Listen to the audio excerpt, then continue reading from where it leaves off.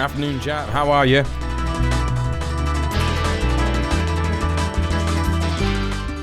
What's going on? What's going on? What's going on? Your boy's just finishing his tea. It's good to see you all here, as per. What's up? How's your day going? I've had a fucking nightmare. An absolute fucking nightmare today, let me tell you. That's why I'm late. What you got? Chicken karai. I've had to do so much fucking shit. It's ridiculous. Absolutely fucking ridiculous.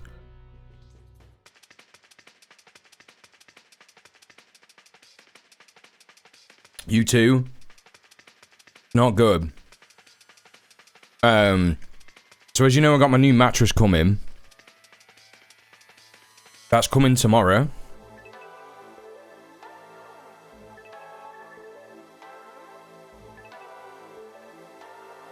Ah, English.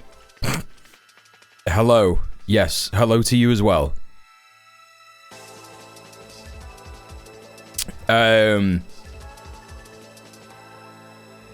Wait, you had chicken... Oh, you've got chicken karai as well. That's what you're saying. Oh, I thought you were saying... I know you can't... I know you couldn't see me. I know you couldn't.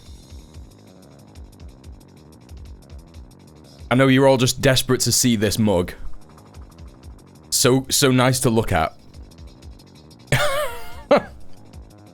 Yeah, it's been a fucking stressful day. Wiping the curry off his face. Yeah, pretty much.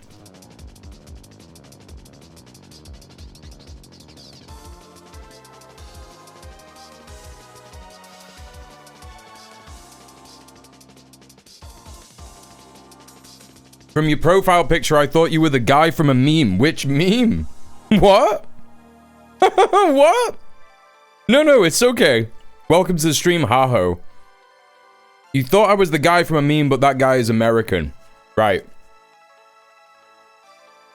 Okay, well now I'm interested. Now I need to know who that is. Welcome everybody, we got so many people here already. We got Val, we got Banker, we got Steph, we got Bubble, we got Morton, we got Connor, we got Network, we got Rylesy. Did I say Steph? We got Steph? So many of you here now, nowadays. There's just so many people. It's getting to the point where there's like new chatters at the start of the stream and everything, like Haho. We got Sorka, we got Aslan, we got Sally. We got B-Rat. How are you all doing? What's going on? Everybody go follow Aslan. You know the score, you know the drill. He's a top lad. What's that dispatch game all about? You know what I really want to play, chat? I really want to play that Mugenics.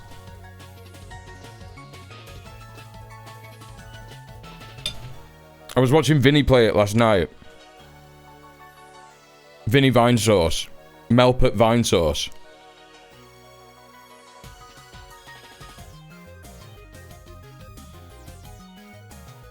And, it looks really fucking good. And really addictive. I'm a big fan of Edmund McMillan as well. And I never really got into the Binding of Isaac, so I feel like that's what I've got to do.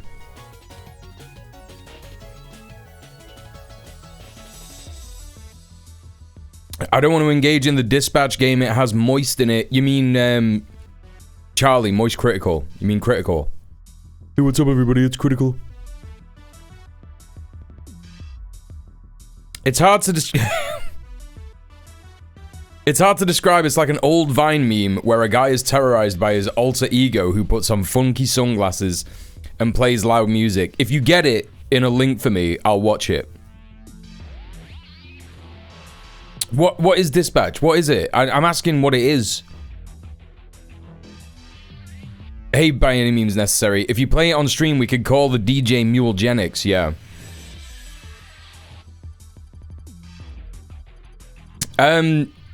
Well, there's worse people in Mugenics, but they're only doing meows.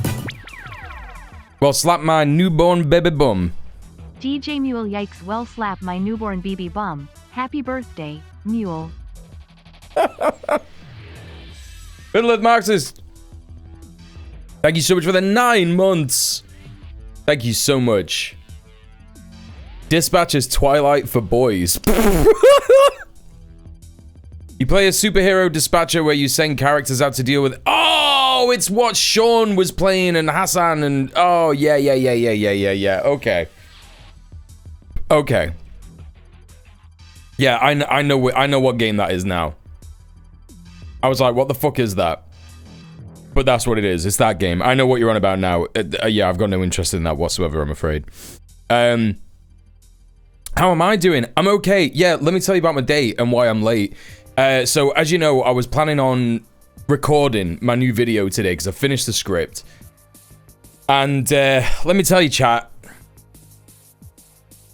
The bane, the absolute bane of a videographer's life. An intermittent videographer, yeah? B8 2-res. I've got fucking 3 batteries. 3 batteries that last for about 2 or 3 hours, right? Yeah. I've got 3 batteries that last for 2 or 3 hours. I checked all of them today. One of them was at 10%. The problem with these batteries is because they last for so long, they take fucking ages to charge as well. So I've had to have them on all day charging. So they're pretty much done now. One of them's got like 1 bar left to go. So I'm going to have to film it tomorrow. So I was faffing around with all that and I was like, fucking hell, that's that. So that's out the window, whatever. Feeling a bit depressed about it. Got up anyway and did some shit. And then I remembered I've got to take all of my shit out to the street today. So the council pick it up, right? So I've had to fucking drag the bed, the mattress, and a chair downstairs so that the, you know... So that the fucking, you know, council can pick all that shit up. So I've just been faffing around doing that. And then I was freaking out. I got mad task paralysis. Because on Saturday when I went to Aldi, I got in a bunch of chicken. And I knew that one of them was going off today. So I was like, but I thought it was 2. So I thought, shit, I'm going to have to try and make like... 2 times as much food so that it doesn't go off tomorrow. So I was running around Sainsbury's trying to find like some more tomatoes, some more coriander so I can make a bigger chicken karai than I already was planning on making. Got back home, looked at the fucking packets. Turns out, no, actually, I've got 2 packets that go off tomorrow, not today. There's only 1 that's going off today, so I was freaking out about that. Just ridiculous. These are all really good problems to have, by the way. But I'm just letting you know. Today's been a faff. I'm sorry I'm late. But, you know, I've got my dinner. I'm eating that. Melbert's fine. He's just there.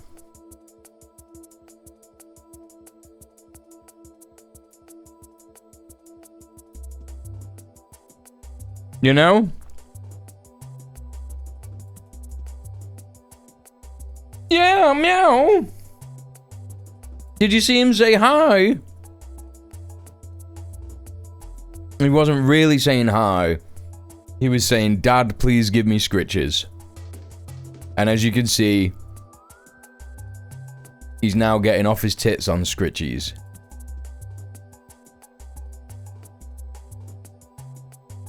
You're my baby boy, aren't you? Is the bed gone? Has it scared you? Oh. He's very concerned about the bed not being where it was. He didn't know where to put himself before. You want to see the boy? You want to see more of the boy? £25. You know what to do, chap. Get them donos in. Get them donos in.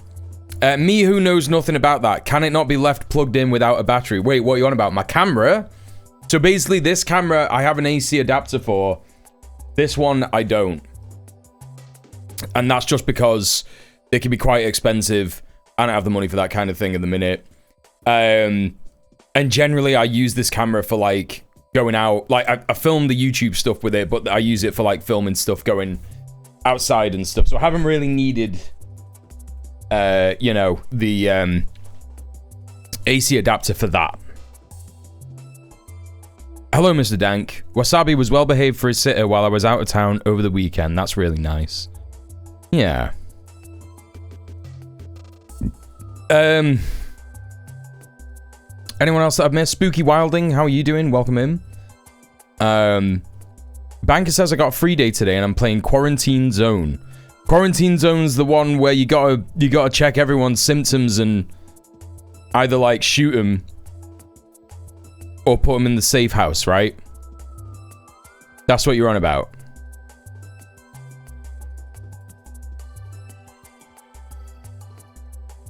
Valerie, the lovely Italian, says Pina McWeenerson.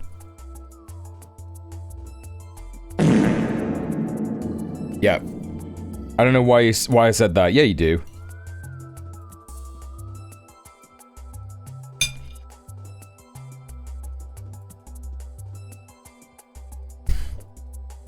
Oh, ha-ho.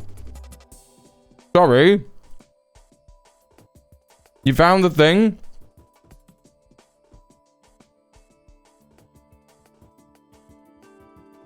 Where? You think I look like this guy?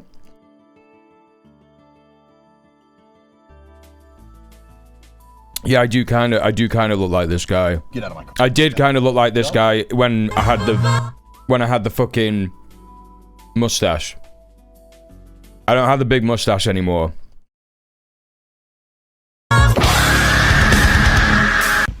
Hey, how are you? Gum? Let's go! Gotta wait for a green light. Don't wait! Get out of my car. Stop. Ha-ha! What? Come on and slam! Vine. There you go. There you go. Now we understand what you're on about, Haho.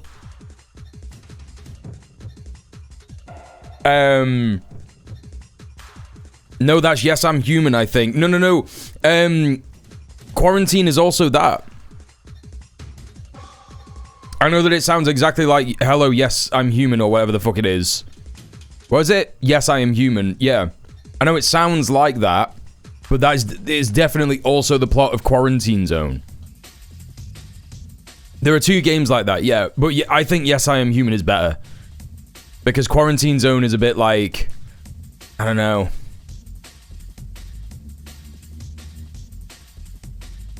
Who have I missed in the chat? We got some new people in. Ninja Can, how you doing? Krill, what's up? Welcome in. I got one midterm, one quiz, one assignment down, 2 midterms to do this week. Rise Rock. Hello, Hippie Marshmallow. The game is called No, I'm Not a Human. Yes, I am human. Oh, it is called No, I'm Not a Human. That's so weird. I thought it was called Yes, I Am Human. That's so weird. Beep boop, I am human chatter. Yeah, it's important to do that, just to clarify that shit.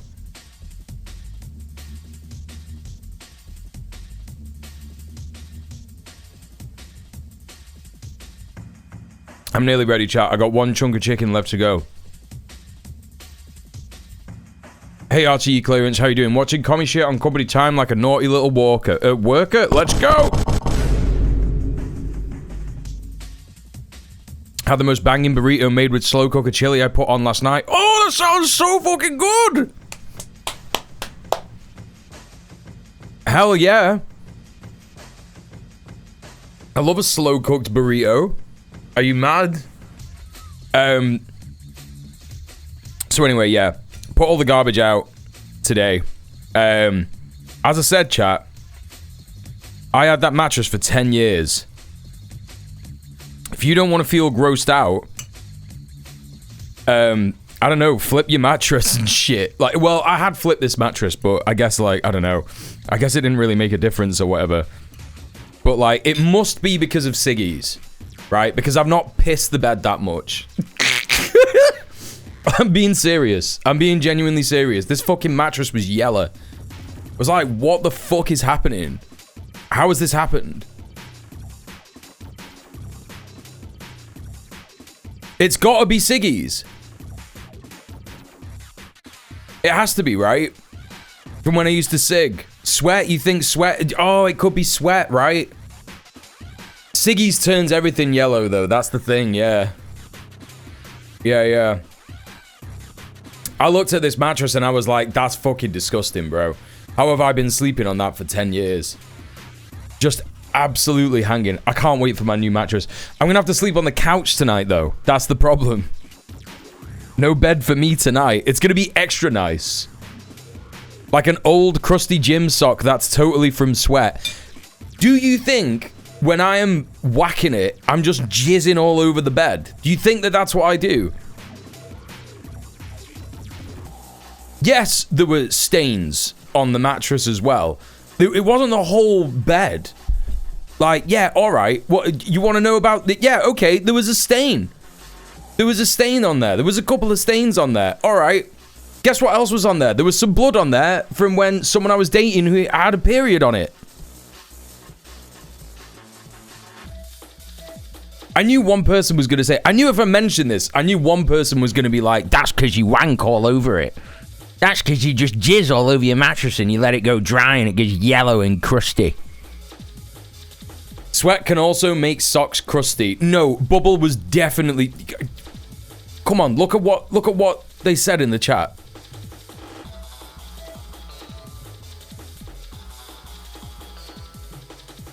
That's what I used to do, said Link Retro. Now we know a little bit about you, don't we? Hey, Link.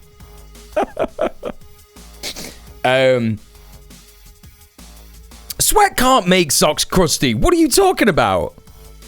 How much are you sweating in a sock to make it crusty? Wait, what about? How? If you like don't wash it and leave it, I don't know, in a corner for 2 years or something, then maybe it will go crusty. But what in what world? What do you mean sweat can make socks crusty? Yeah, after a long time. Gym socks specifically, right? I've had that. I mean, I don't know what's the difference between gym socks and regular socks. I don't know.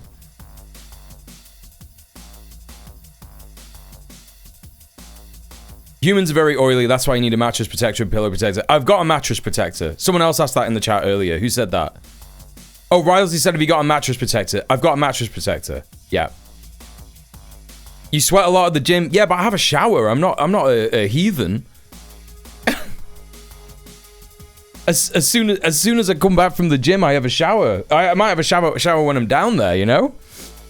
And maybe there's like once every 2 weeks I forget to have a shower after the gym.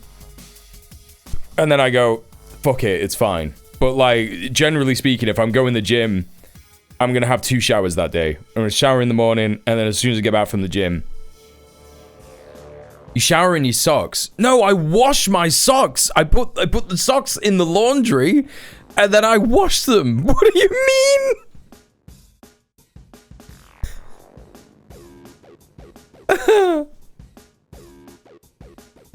Shower is for poor people who can't afford a new mattress every 2 weeks. What is happening? What is happening? Why are people... You're new. You're new. Have you not been listening? When you're new in the chat, you need to listen to what the streamer is saying. I just said 10 years I've had this mattress for. 10 years.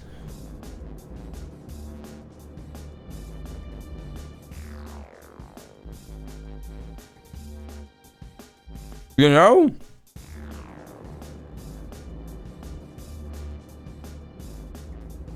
I can't believe what chat's doing to me.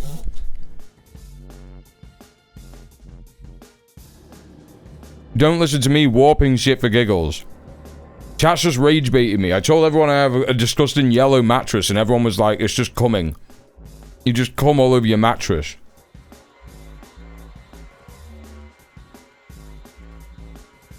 I'm joking. Good! Is the new mattress firm or plush? I've not got it yet. I don't know what that means. What do you mean firm or plush? You mean is it soft or hard?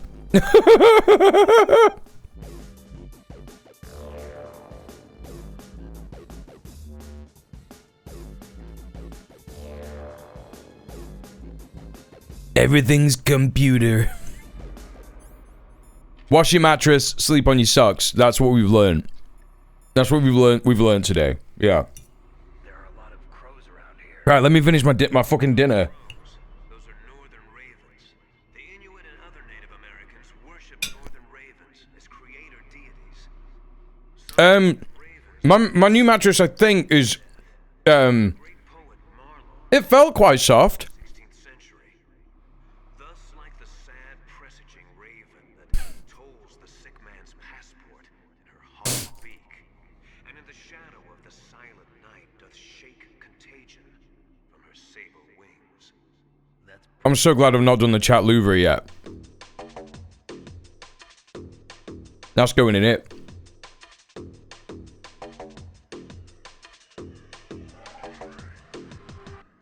Chatters will just say anything. Sophie says, none of my messages were coming through because of VPN. Fuck. Hi, Soph. Everyone go follow Soph.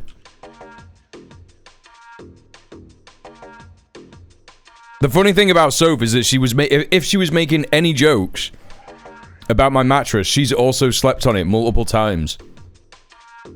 So... maybe it's a good thing that that your messages weren't coming through.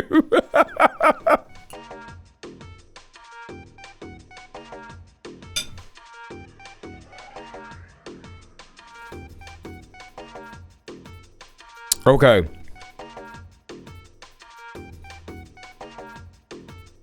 Dinner is done. Soap says, I'll catch you all up. Hi everyone, how's everybody? Have we seen the latest Gorton and Denton stuff? My mattress is stained and I'm proud of it because of all the freak shit. What's everybody having for dinner? Perfect. Right, see ya.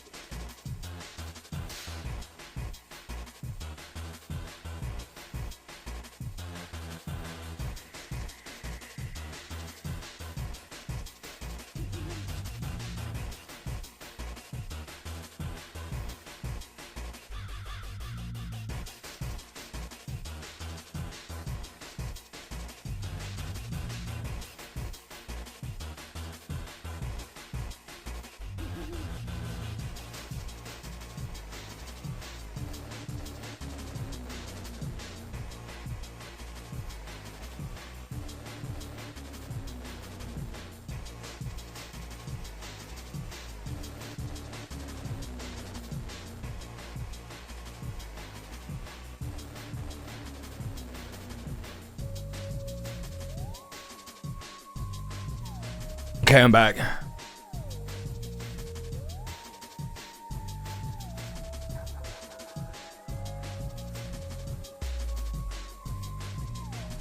Alfredo.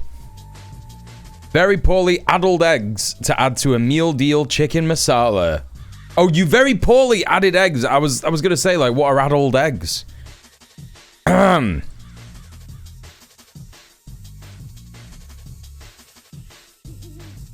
Got some gabagool. Have you actually got a gabagool? Hey, Grandpa Simpson, what's up? Butter chicken, let's go. It's curry night. Everyone's having curry except for, I don't know, Soph. Soph and Rylesy. Rylesy's having a burrito. Soph's having lasagna. Ninja Can's having Alfredo. It's pasta or pasta pizza or curry night. Hey Bellatrix, what's up? Welcome in. What's the latest Gorton and Denton stuff, Soph?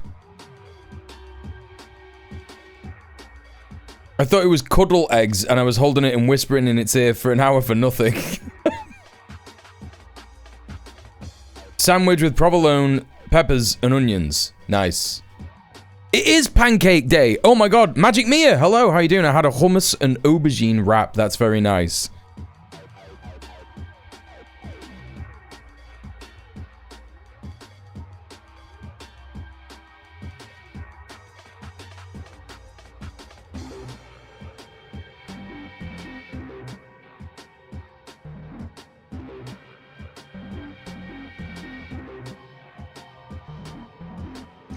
The Owen Jones vid I sent you from the ground. Oh, you mean that one Labour councillor that like tries to stop the interview? Yeah, we're probably gonna watch that. I'm feeling it a lot at the moment. This one, these guys, this one. These guys, when Owen Jones is speaking to this Labour councillor. The Labour doing. For these three starting. I was running. Oh, you're gonna. And Why Labour for you? Well, I mean, I've been a Labour supporter since I was probably about 7 years old. I've been out delivering leaflets for a long, long time. No, you weren't. You can't be a Labour supporter when you're fucking 7 years old, you know? Sorry, don't mind me. I didn't even tell chat what I was doing. I just started doing it. If you want to know what that was, I was smashing up an Easter egg to have it now. Sorry. Did you see like you wouldn't? Maybe you did see the hand. Okay, that must have just been really confusing. I'm sorry. Labour values are my total values. What are Labour values? Labour values. It's equality, fairness. It's just. Yeah. Stop that now. She couldn't go through with it. She couldn't go through with it. Just couldn't go through with it, could she? She was like, equality, fairness. Oh, that's that's too much of a joke. Even she can't lie to herself about it anymore. Like, what are you on about? Like, what party are you talking about, man? I don't know. What? What's up? Just stop it a minute and then. Okay. I knew that would come in. No, it's all right. I knew that were going to ring. Oh, you're going to ring? Oh, I Because I see. felt it buzzing, Oh, I see. Sorry. So sorry about that. I Oh. She didn't have a crisis of confidence at all. Oh. was wondering what's going on there. Sorry. What are Labour values? So Labour values. Labour, we're all about fairness, all about equality. Everybody deserves a good start in life.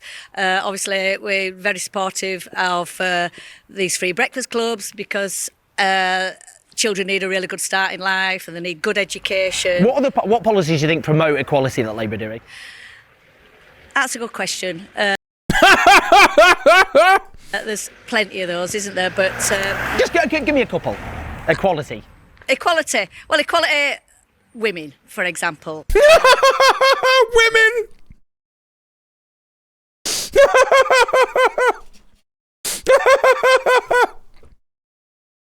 Famous Labour policy. Women. Let's be fair. I mean, women. But what policies? Just stop it again. Okay. It's all right. That's so funny. I fucking love Manx.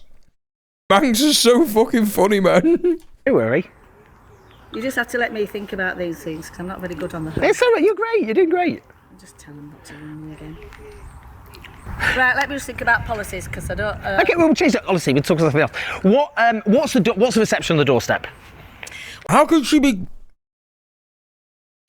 canvassing for Labour and not have like a good idea about what policies they have? This is so mental. Labour hasn't outlawed women, therefore they're feminists yet. Well, I haven't personally been on the doorstep. It's the first time we've come over from Bradford today, so we're out. Bradford? What are you doing in Bradford? What do you mean? Delivering some target letters to people. She's not even a mank. I thought she was a mank. So, but from what I'm understanding is it's very positive. We're getting some really good support from a lot of people from right across the constituency. We've got an absolutely amazing candidate. I'm hoping to meet her today. This is Trump talk. This is Trump speak. If Labour loses here, is that it for Keir Starmer, do you think? No. He'd carry on? I think so. What? So, yeah. It's just 50% voted Labour last time. That's a bad I know, well, sign. it's a very, very strong Labour hold here, isn't it? But Not for much longer, but we're like, what? there's no point in just saying now, oh, well, if we lose this today, Keir Starmer's gone, because that's just silly. Fair enough. You know, yeah. we don't really want to start changing leaders right at this moment in time. What? This is crazy. I can't believe that there's people out there like this, man. It's so bizarre.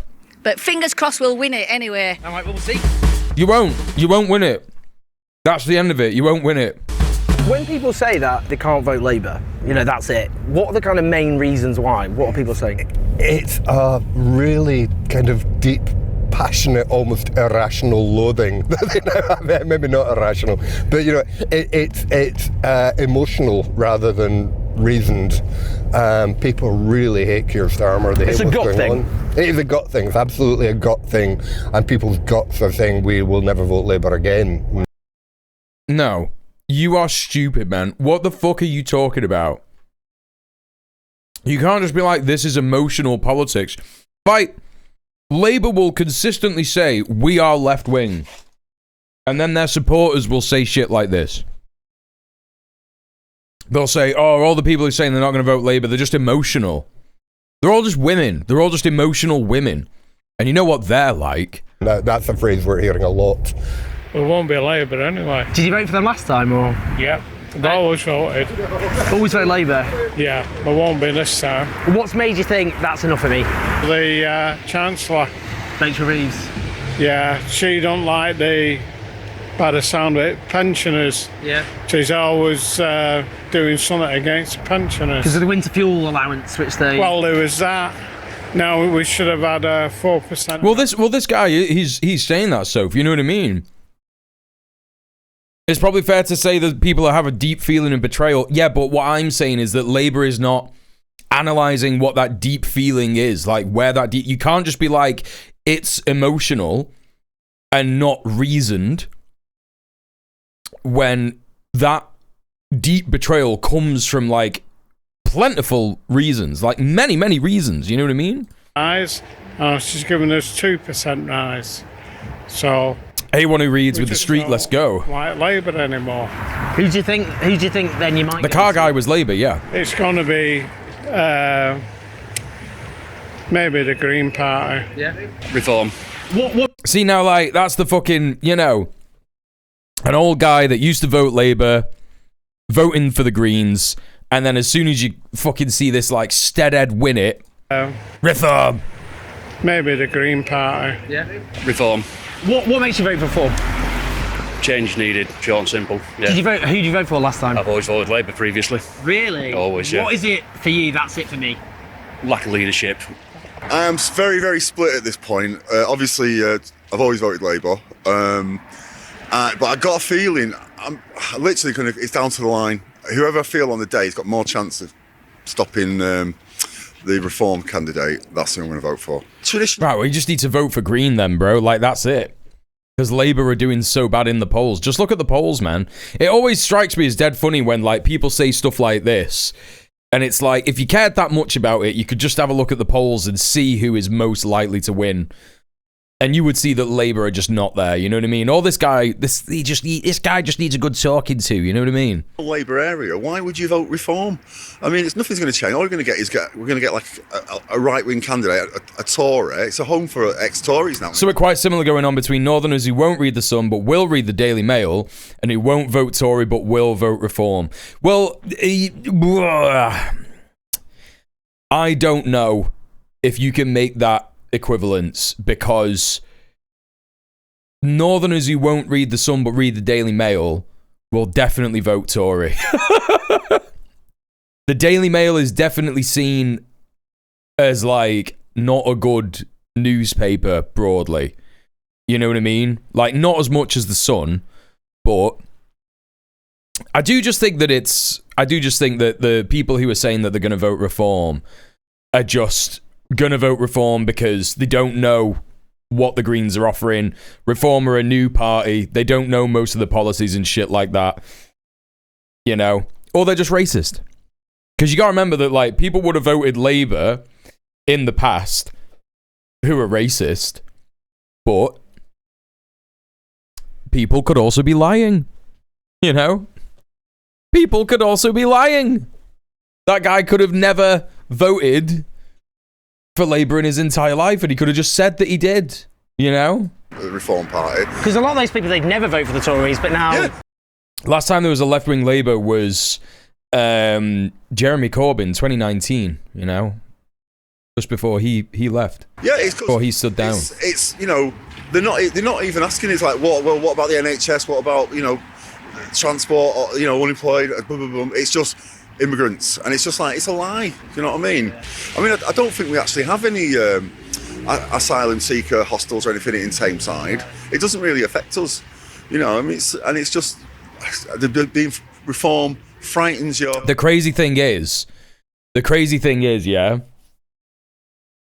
is that there are multiple asylum seeker hotels in Tameside. That's the crazy thing about this, is that this guy, he doesn't even know that there are asylum seeker hotels in Tameside. But there's like 3. There's literally 3, right? But he's like, it doesn't affect me. I don't think there's any here. It doesn't affect us. Well, there's 3 there and it still doesn't affect you, you know? Blames them. And then that's it. And, you know, and this guy's sound. He understands that asylum seeker hotels are not the problem. You know, he's a proper mank. Like, proper manks are just like this. You know. Hey Morrigan, what's up? Waking up thirsty. How you doing? Owen with a beard is the herald of dark woke. What? Hey Nadia. Reform. Why are you voting for reform? Reform. Hopefully they'll do what they said they're going to do, and that's all I'm saying. Do you know what they will And that's all I'm saying, because I'm ashamed to be a fucking racist. I know what I want them to do, but I'm not going to say. Why not? You fucking scum, coward, piece of shit. Every fascist is a coward, chat. Every single fascist is a fucking coward. My mate used to work for a hotel that housed asylum seekers. He snuck them food from the kitchens that he wouldn't be missed because he barely had enough to get by. Yeah. Embarrassing. Completely embarrassing. Give us a clue, come on. A little clue? To do with boats. Right. To do with boats is so stupid, man. What do you think they'll do to the boats? I'm not telling you. Okay, you're right. Britain seems too full with immigrants at the moment, and there's not enough houses. I've got 3 sons who can't even get on the housing list at the moment. They seem to get top priority before us. Girl. No.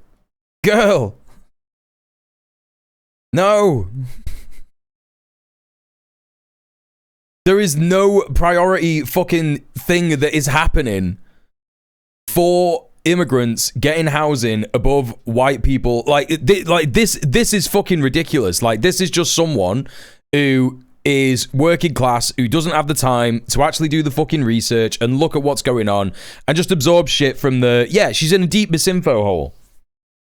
The council sold all of the fucking housing stock. This is the problem. Hey Sawyer Enjoyer.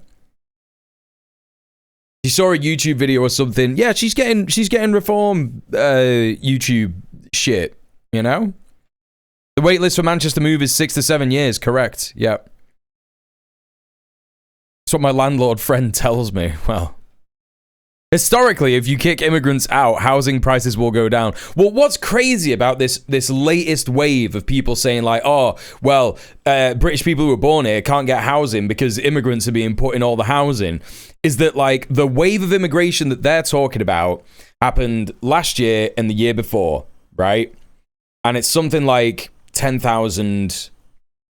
I can't remember. It was like a fairly significant, not insignificant increase in immigration.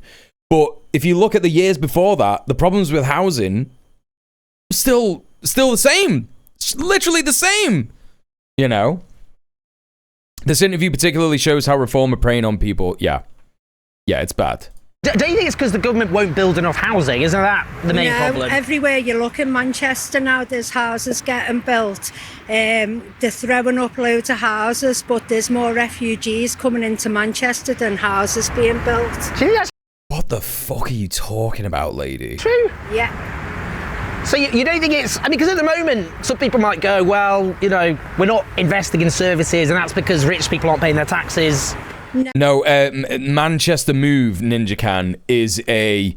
it's a website that you go on if you need social housing, right? So I'm on Manchester Move to try and get a social housing flat. I've been on there for 2 years at this point. No update.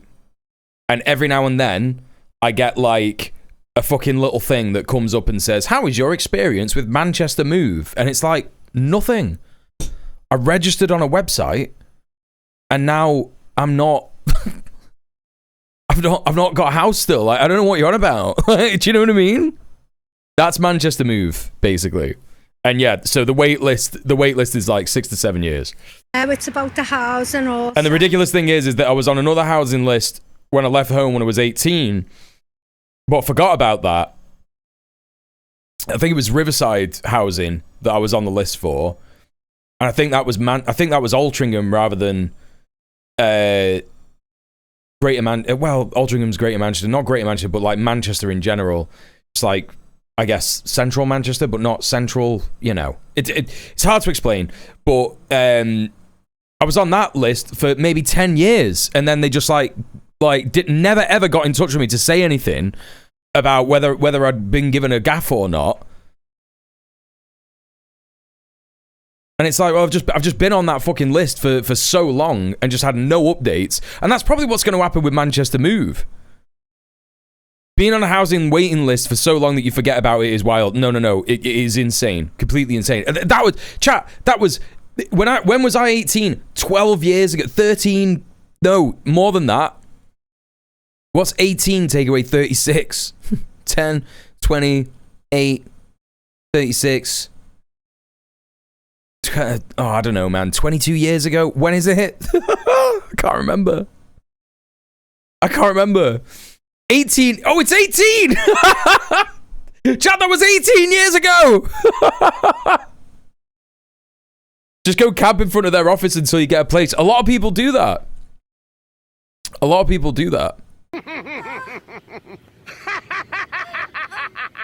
Sonic will never again be a pain in my ass! By any means necessary, thank you for the 100 bits. Every so often I wonder how the Brits that tolerate living under a literally feudal housing system.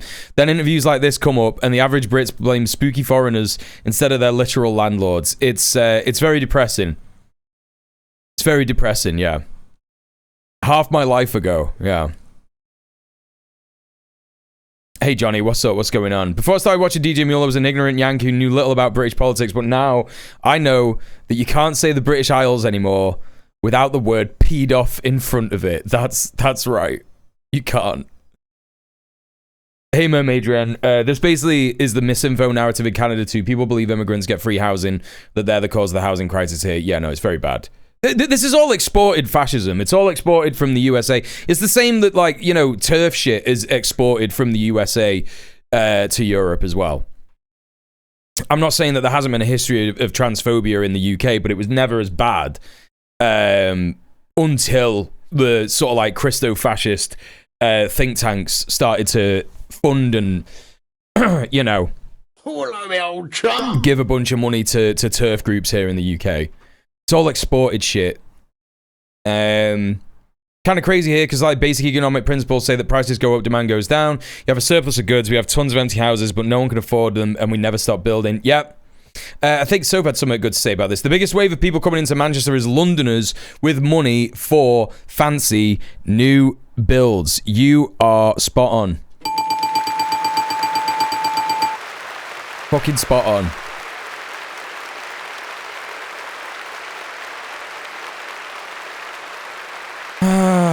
Anyway, let's crack on. Doctor's appointments, dental appointments, everything's overrun. It's like the immigrants and all that. I'm not against. But it's when they're coming over here illegal and... Oh, fucking hell, man. They've really found some fucking quality Gorton individuals here, man. This is fucking sick. You know, when they're taking jobs and stuff like that. Fuck me, man. Everything's overrun. It's like the immigrants and all that. I'm not against. But it's when they're coming over here illegal and, you know, when they're taking jobs and stuff like that. Yeah, man, I know what you're on about. So, fucking shitting it, mate. Who do you think will win? Reform, Labour or Green? I'd say Reform. As much as I don't kind of think it, but yeah, I think I'm going for Green. Are you going to go for Green? Yeah. Interesting. Yeah. Be different, why not? Change is good, apparently.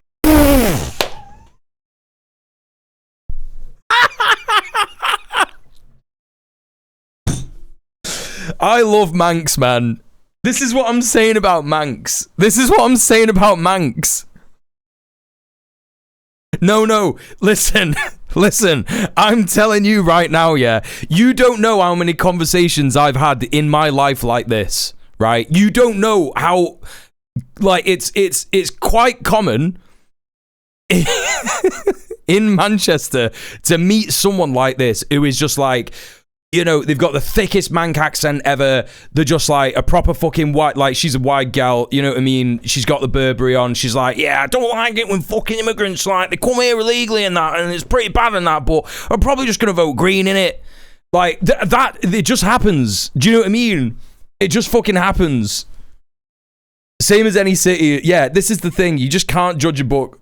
You just can't judge a book by its cover. Do you know what I mean? I'm gonna vote Green. Are you gonna go for Green? Yeah. Interesting. Yeah. Be different, why not? Change is good, apparently. Change is good, apparently. Just what's your reasoning? Just because change is good? I'm not going to vote for the Greens. Why not Green? Because 2 weeks ago, when the entourage were in a cafe, they walked out of the cafe and didn't close the door behind them. Fucking hell. See, this is what I'm saying. You've got Daphne White gal with the Burberry, who's literally sounding like she's racist as fuck. And then just goes, I'll just probably vote for the Greens, innit? It sounds good. You know, a bit of change, innit? And then you've got fucking, well, actually, I don't think I'll be voting the Greens because they left the door open. Do you think? Okay. They should have done that, I know, but is that a reason not to vote for the candidate? Actions speak louder than words. That can't be real, man. That can't be real. That motherfucker's not even from Manchester. She's from Cheshire or some shit.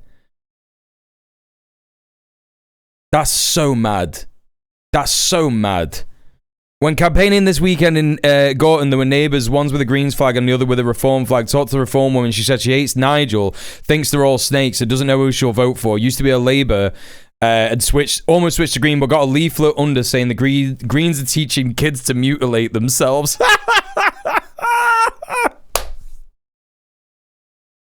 What is happening? Every moment of this has been insane. When I tell you that this is why, yeah, it's been very exciting for me to see Manny on the map in a big way, in a global way. Do you know what I mean? I bet most of yous in the fucking chat never even thought about Manchester. Like, you've heard of it, and you think, like, Manchester, oh, I guess that's a northern town. What is it, like Liverpool, right? But now you're all seeing what it's like here, right? This is my fucking city, right? This is where I've grown up. This is why I am who I am. You know? It's just funny as fuck. Old chum. Nah, mate, I'm from Salford, innit? Oh, yeah, because it's so different. Because Salford is so different, isn't it? Yeah, you're right.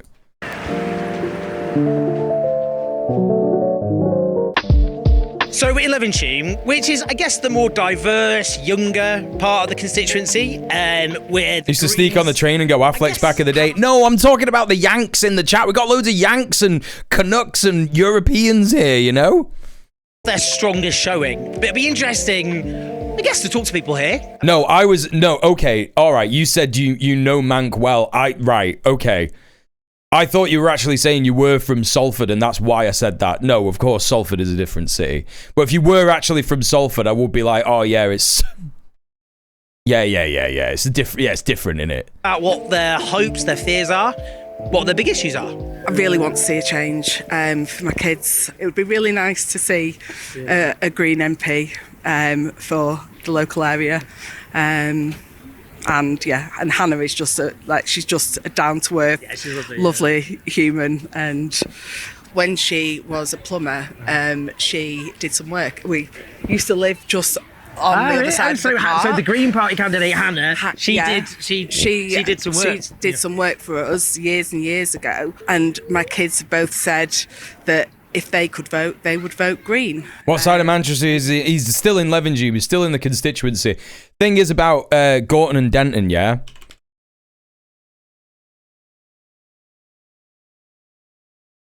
Is that it's a mad constituency, right?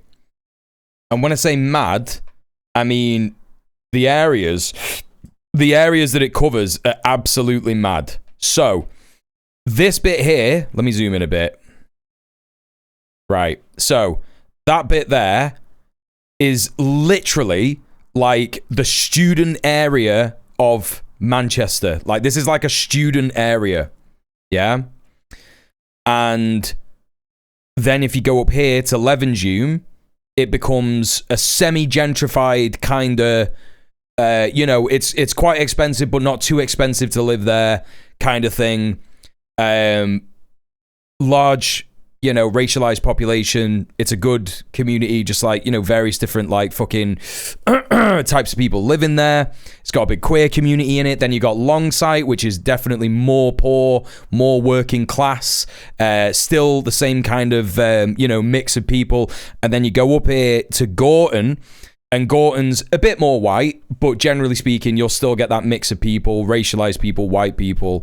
Then if you go down here, sort of to the tail end of Gorton towards Denton, that's where it gets racist. Denton is, not a great joint, and I don't think the Greens are going to do too good in Denton. Like, if you imagine, right, if you've been thinking about New York City, Denton is the Staten Island. It's the Staten Island of this constituency, right?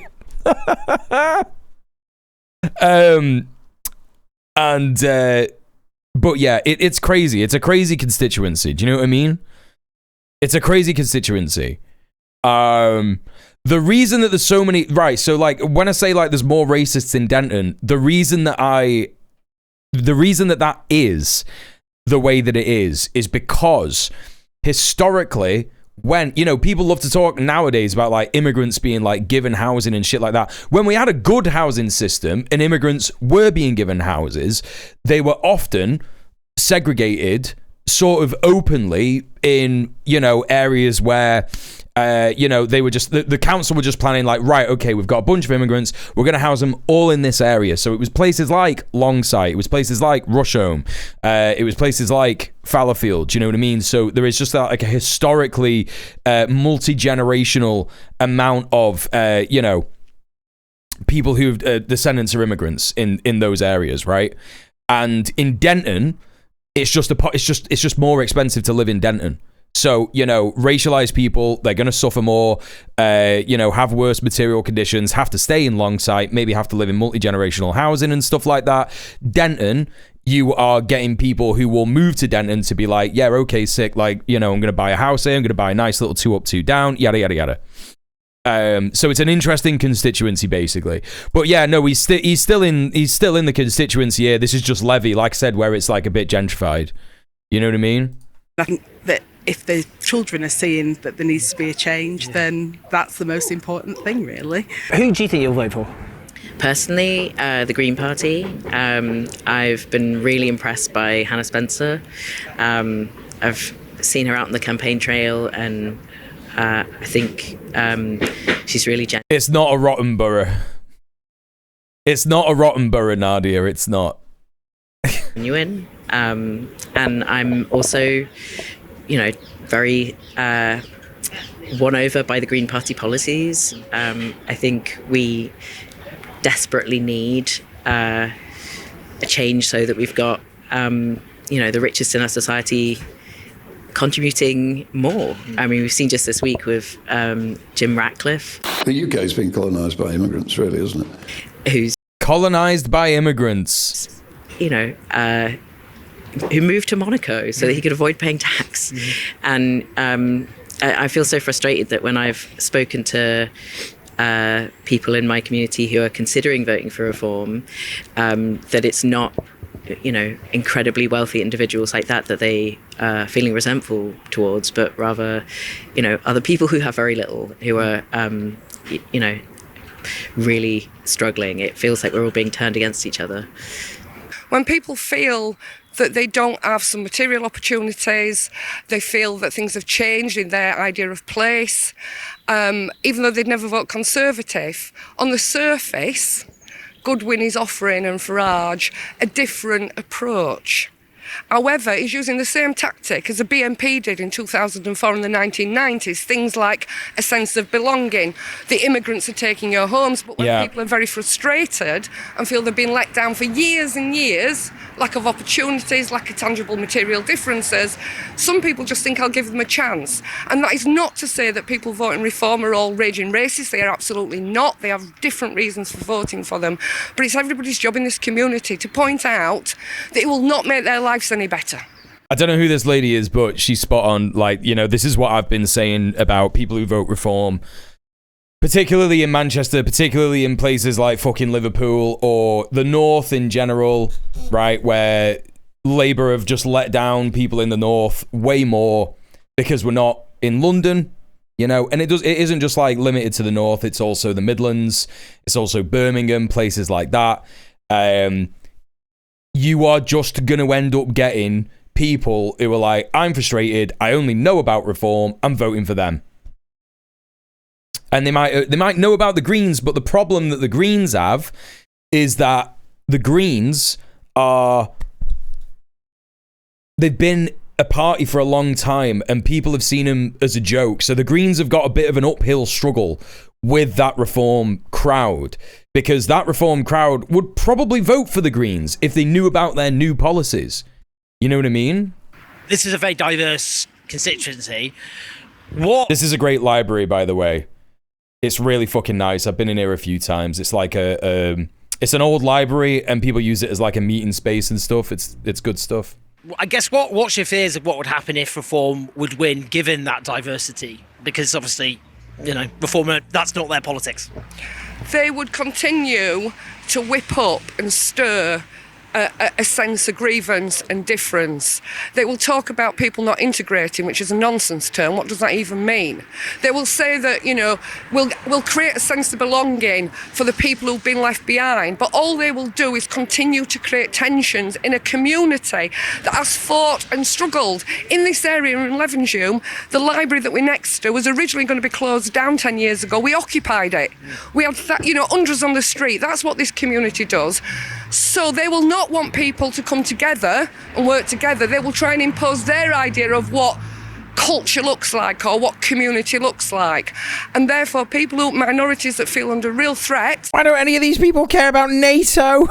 At the hustings, Goodwin was targeting. A good point. He was targeting other minorities. They will feel that they don't want to get involved in things. So it'll create division and hatred, and there will be no material difference made to anybody. So about 4 million Britons are Muslim, and about a quarter plus of this constituency are Muslim. Traditionally, very pro-Labour vote. Labour could count on Muslim voters, and many Muslim voters take them for granted. I want to talk to Farouk. But have you heard about how high the Dow is? He's been out here campaigning to organise Muslim voters to vote for the Green Party. Is that working? Labour are briefing otherwise. They're cocky about it, despite Israel's genocide and Labour's role in it. Be interesting to find out. Look, the Muslim vote isn't a monolith. It's not in a uniform block. There are many issues. You've got a variety of different... Hey, Hunter Biden's bathroom, what's up? Some people care about the NHS being privatised. Some people care about the state of education, in terms of how academies are being rolled out, and in terms of looking at how, the cost of living. I mean, look, cost of living, passports across all communities. I did have someone in Levenshulme with a Castro poster saying he wasn't voting Green because they're not anti-NATO and pro-Palestine enough. Yeah, that person's a fucking idiot. Sorry, I don't care if you've got a Castro poster. I don't care if you're the biggest tanky this side of fucking Manchester. If you sat there and going like, I'm gonna vote for the Revolutionary Communist Group, or I'm gonna vote for, another one of these like fucking parties that just like hasn't got any funding, doesn't do any work, hasn't got a chance of getting in, you're just an idiot.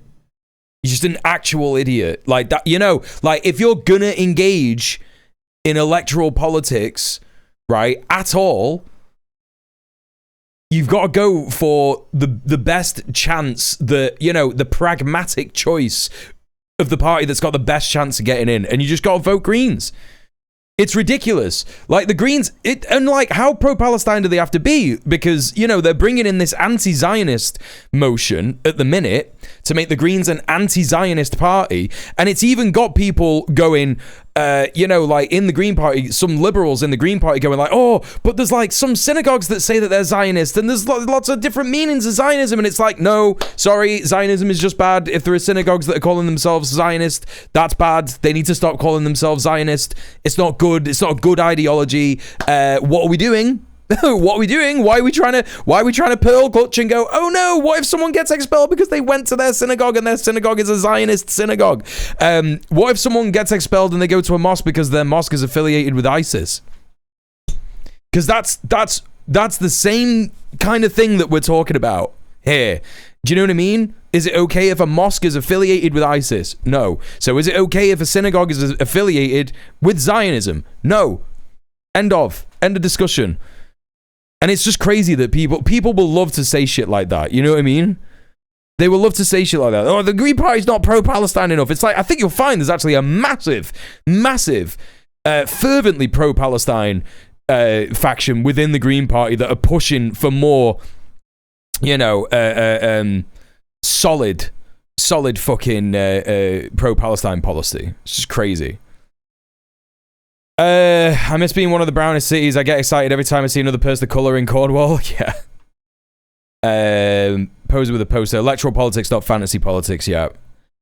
I almost always vote for the Communist Party. I live in a very conservative riding, and the con candidate usually gets about 80% of the vote. Yeah, but that's you're doing. That's normal, Grandpa Simpson. Like if you're in a fucking a conservative area and there's no chance of any fucking left-wing party getting in, then engaging in electoral politics is like, it's a bit of a waste of time, right? It just depends on how things are going in your constituency where you live. I was trying to find their actual policy on Palestine because LHS says they're too lib, then cites it. I mean, like, their current policy on Palestine could very well be too lib, but there are members who are trying to bring in anti-Zionist Greens. They're trying to bring in a policy which means that the Green Party would be anti-Zionist. So, yeah, the current policy could be too lib. Could be. But I don't think it's a good enough excuse to not vote for him. That's my opinion. And you're seeing how that is affected people from across the whole constituency, from Gorton, Denton, from Burnage to Levenshulme to Longside. Oh, the Alliance Party, which died 20 years ago with most of its members, are now trying to have a run at this election with no support members and just be on watered-down Greens. You can smell the psyop even over the mountains of shit on Wellington's coast, yeah. I mean, this constituency sounds about right. It's a mix. You got the affluent parts and you have the less affluent parts. But the message is always the same when people answer the doors. They're saying that they feel let down. They can't relate to the government. So what are the political consequences of either a Reform win or a Green win in this seat? Well, let's start with the negative. If Reform win, obviously it sets to the rest of the country the tone that Reform are able to garner seats. They are able to make headway and increase one more parliamentarian. But the ramifications of that is going to be, we're going to see the divisive politics being mainstreamed. We're going to see that kind of Trump-esque narrative being pushed out. We're going to see the community being pitted against each other. You are going to see like residents from like, whether it's Gorton, Denton, being pitched against Levenshulme and Longsight. But again, what I'm feeling and what I'm witnessing here across the borough, across the whole constituency, that people are actually united. It doesn't matter whether you're from Gorton, Denton, people relate. You know, I've come across white English traditional voters, working class, who are very concerned about the negative messaging coming out from reform. We have seen doorsteps and doors being slammed on reform campaigns and canvassers. So, you know, I'm quite confident Gorton and Denton are going to do the right thing, and a more progressive and a more, how can I say, hope, politics of hope being passported across the country. Sick. So Station South, just for like a read on this place where they are, is like a proper fucking gentrified posh fucking coffee joint. Yeah, you could get some cask ale in here. No, not cask ale. What is it? What's the hipster shit? Is it cask brew, a brew, an IPA? You can get all that hipster beer in here and shit, right?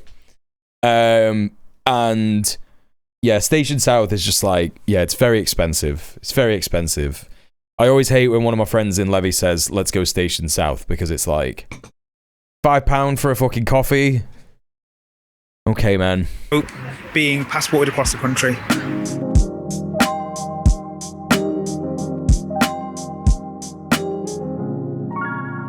We met some people who voted Labour, voting for the Green Party. So, by the way, chat, this person that Owen is speaking to now is the Green Party candidate, Hannah Spencer. And we met others who voted for reform. And they're angry at the country and the direction it's heading. And they're angry about immigration. Craft beer is the word I'm looking for. Thank you, Mia. You know, met someone, the sons, she says, can't get housing. And she's saying that's because they're going to asylum seekers, refugees, and illegal immigrants, migrants. That's how she framed it. How do you speak to people like that, who are angry and often very difficult lives, like really hard, but they've decided to take that anger in that direction? I think that anger is in many ways quite justified, because it's a very unfair system that we've got at the moment, where people can't make ends meet, they can't put food on the table, can't buy their kids' school uniforms, and yet us taxpayers are spending, I think it's £6 million a day on hotels for people who fled here for really genuine and legitimate reasons, who want to work. Like, I know in my role as a local councillor, like, I've met so many people who fled things that I can't even begin to imagine, and they're just like rattling around in a hotel. They want to be part of the community. Often they are. And a lot of the times they've got kids. They might be pregnant, you know. Part of the community, like where, you know, I've worked with them. They planted 500 bulbs in one of our local parks because they're just itching to get out and do stuff. But they're itching to work, and we know that we need people to work. So it's that perceived unfairness, I think, where people do think people are being given something for nothing, but it's a result of poor government failures. It was the Tory government that signed us up to these. She's just so normal. This is the thing. Like, compared to Matt Goodwin, who's literally like, I am Alan Partridge, reincarnated. Well, he's not dead. Steve Coogan or Alan Partridge is the character, but, you know, I am just basically Alan Partridge. And it's like, and then you've got Hannah Spencer, who's just like a real person. She's just a real person, you know what I mean? Matt Goodwin going around on the bus yesterday going, aha! Schemes, like they signed us up to these contracts with Serco and Britannia to give these companies that pay their shareholders millions of pounds of our taxpayers. Thank you for the blue fella. I think when you have that conversation with people and you acknowledge, like, that is a really unfair system, like, we would overhaul that completely in a way that's fairer for everybody, but fairer for the people who are coming here seeking asylum. Like, I think we have. I think that's a pretty solid response, right? If you say, hey, do you know why we're spending so much money on this? It's because the government is doing PFI fucking contracts with people like Serco, with evil fucking companies like Serco, who Sophie from Mars is just as evil as, because she cancelled my blue fella. I can't believe it. Friendship ended with Sophie from Mars. What the fuck? It's fair for everybody. And so, yeah, I think acknowledging why people are upset because there's so much injustice in society is the way that people understand, like, we are after. When UBI is tested, most people want to work. Disabled people can second how bad it sucks to be stuck at home for long periods. Refugees aren't on fucking vacation, and it drives me crazy how many people act like isolation, deprivation, and instability are a privilege. Right, yeah, it's completely insane. It's completely insane. The same things. Some people have just given up though. We talked to some voters, well they're not voters anymore, they're non-voters, and they just think they're fed up with all politicians. They think they're liars, they're in it for themselves. How do you speak to people like that? Again, I understand it. A lot of my friends don't vote, have never voted, or are saying they won't vote again. And it's up to us to earn that trust back, but earning trust does take time. But I always think if we imagine what would happen if every single person in this constituency who was registered to vote went out and voted, the political system would change overnight, because suddenly these parties that rely on people not voting would have to start thinking, these people are watching us, we've got to start listening to them. There's this story which we keep hearing. That's true when a party is offering real change. That's true in that situation. A lot about, which is this is a constituency with two very different halves. So you've got kind of Gorton, which is younger and more mixed, and that's where the Greens are doing really well. And then you've got Denton, which is older and less diverse, where that's reform land. What do you think about that? I've not seen that myself, and I must admit from the beginning when Reform was saying that, and there was this focus, I deep down I knew that we couldn't make that assumption, because you can't homogenise like one entire group of people and assume they're going to vote one way or another. And I think we're starting to prove that now, because we have got support in Denton. We've got people, we're out having conversations with people every day, and people are really open to Gabriel. Green. And I think it's that thing that Reform tend to do, where they assume that working class. Being too fed up to vote works excellently for our establishment. Yeah. 100%. Oh, I love her too, Soph. Yeah, she's great. Communities all think and act one in the same way, but two that we don't care about each other. I think they've really, really underestimated how much people actually do care about having a better place for everyone to live. If you get elected, how would you do things differently? I think a Green MP, someone like me, a working class woman, a plumber, I've got a trade. I'm not from the same background that a lot of the people in Parliament are. That in itself, a minute after those results are declared, that will change politics like that. And it will show that change is possible, that our vote is powerful. We have slightly, broken... If Mule and Sophie are no longer friends, I'm probably going to break on Sophie's side. Sorry, Mule. No, there's no apologies for that. You should always support trans women. I would support that. If what I was saying was true, I would be like, no, you should be friends with Sophie. I'll get on just fine. Democracy in terms of how votes are counted, but our votes still mean something. And it would just send a message to the elite and the establishment that change is coming, we are going to get a seat at the table. And then I think in a more practical way, it's about earning trust from people. I know as an MP here, that is what I will do. I will be the Green that doesn't expect people to come to me when I know that people don't trust politicians. On day one, I will go out there, throw our doors open, we'll have people come in, sit down, we will listen. Not just about me listening, it's about then going back to Parliament and shouting and screaming until people start to actually hear what we're saying. And that covers so many different things, the people are telling us now, cost of living is too expensive. People can't, even dream about going on a holiday when they can't think about whether or not they're going to feed their kids. We want to bring people's energy bills down. We want to stop the slow privatisation of the NHS. There's so many things that we as Greens could do that other political parties aren't touching. Why is it important to have people from working class backgrounds represented in Parliament? What change does that make? It is just crazy, right? It is just crazy that, when Owen Jones asks a question like that, it's that he knows the answer, right? He has to know the answer. You know what I mean?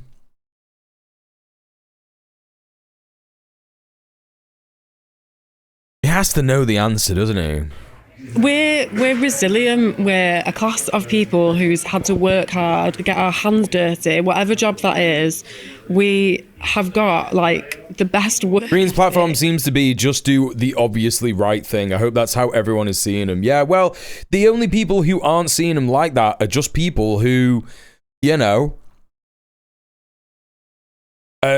don't know. They're people who have been totally ideologically captured by false consciousness, lack of consensus reality stuff, Like, it's like what Hippie Marshmallow was saying before, who's been canvassing with the Greens. Like, this one person was just like, oh yeah, I got a letter through my door saying that the Greens are mutilating kids. And it's like, you're just not in reality. Like, if you get like a thing like that through the fucking letter box, you're just gonna be looking at it and going, yeah, that sounds like an insane person wrote it. Like, how does anyone think that is just like a normal thing? Hey Dan, what's up? First time ever got on a 10 streak? Hell yeah. Thanks to all the streakers today, by the way. I'm pretty sure some people were doing some streaks before and I forgot. Thank you for all the streaks. Thank you for watching. Thank you for consistently watching the stream. It's crazy. Often that's because we've had to sort of try and prove ourselves or keep our head above the water. But I think more than that, it just shows that the people who keep the country going are the ones who should get a say in how it's run. Because there's not a lot of systems where we just should accept that that's the best model, that it works. Like, I think we've seen from politics. Damn, that's crazy. She's sounding like she's sounding like a communist, chat. She's sounding like she wants a dictatorship of the proletariat, chat. That's mad. It's over decades, but certainly the last few years, whether that was during COVID or whatever, that people who are so out of touch from how the rest of us are living their lives, making decisions for us, isn't working. They're failing us. And I know, again, me being elected as an MP into Parliament will just set the path for other working class people to get their foot in the door. And I always say, I will get my foot in the door and I will hold it open for everyone else to come through with. I think she's a socialist, but don't quote me on that. She's obviously a socialist. Most people nowadays would happily call themselves a socialist, but I think if I said to Hannah Spencer, do you want a dictatorship of the proletariat, she might say, that sounds like scary Stalin communism. You know, which is fine. She doesn't have to be a scary Stalin communist like me in order for me to support her being part of a reformist party like the Greens. You know.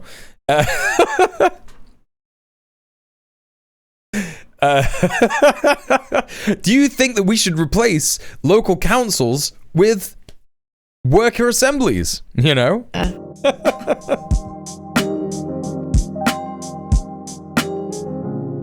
The one certainty about Gorton and Denton, that is a constituency brimming with anger and disillusionment. And that's not just the story of that Mancunian community, but this country as a whole. Labour won the election. He's finishing off this. Oh, he's such a Londoner. Oh my God. He finishing off this fucking bit about Gorton and Denton. Finally, Manny's on the map in a big way, in the biggest way since 30 years ago. And Owen Jones is finishing this piece at fucking Euston Station. Yeah, okay. All right, whatever, man. All right, we're going to move on to some next news. No, he's not even literally about to fuck off. He's already fucked off. He's already back in London. He's filming the end of it as he's got home at Euston Station. Madness. And I know that because you know, Manchester Piccadilly is in my fucking neighborhood, and that's how you get to Euston. And I've been to Euston, and that was Euston. Anyway, I had an old ass man come up to me at work talking about Harp's grocery chain and how good it is that they're employee owned instead of corporate. Hell yeah, that's how it's got to be. That's how it's got to be. Not a huge leap from there to workers' assemblies. Workers' assemblies, like, who said it in the chat just now? Yeah, that was you. You said this. Socialist scares Westerners as a word, but socialist policy is wildly popular basically everywhere. If you said to the average person who works for a living, who isn't like a small business owner or like a you know, obviously a corpo landlord or anything like that, and obviously they're the minority in the world, if you speak to a worker, if you speak to someone who works for a living, who's employed, who has to clock in and say hi to their fucking boss and not, like, you know, lose their mind, you know, every day being told what to do and shit, and you said to them, wouldn't it be mint if every fucking Saturday, every worker from every job came together, we all sat in, like, the big park, right, and we all voted on what we think we should be doing in this community? Wouldn't that be mint? And everyone would be like, yeah, that sounds sick. Why don't we do that? That's just a Soviet. That's just a workers' council. We've got to steal the common sense line from the racists. I think that's true, actually, yeah. All my co-workers from every job before YouTube would have loved if there was a workers' council we were in. Yeah. Every job that I have been in, the people would have loved it. Yeah. People would have fucking loved that shit. You know?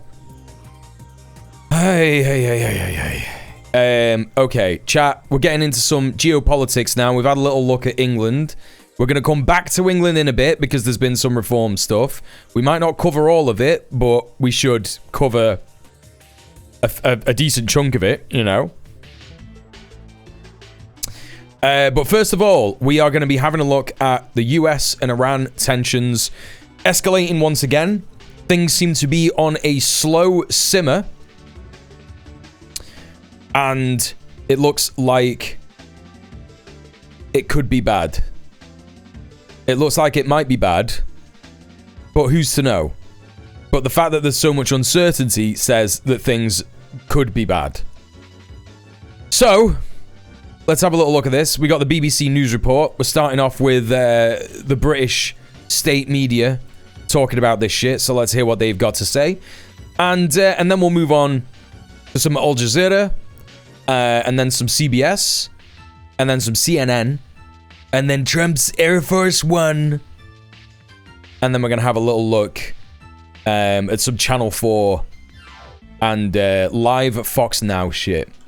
Just before I do that, don't forget, chat, this is my full-time job at the minute. I am currently being sanctioned as well by the UK Benefits Office, so I don't have a lot of money at all. Please consider, if you are enjoying this stream, if you like what you're watching, if you've laughed, if you've had fun, or learned something, please consider donating to my PayPal to help me pay my bills, eat, take myself on little dates, and that would be really good if you could help me out like that. I would only ask you to donate £5. We're very, very close to hitting the midway point of the stream. And yeah, no, I'm getting sanctioned like Donald Trump would sanction someone. Yeah, it's really good stuff. So yeah, it's really fun. It's just really fun. Please consider donating. Please consider just dropping like £5 or something, or £2 or £1 or something like that. And it means that, you know, I can pay my bills and shit. I'm being tariffed. I need chatters to give me humanitarian aid. Like, that's actually true. It's just actually true.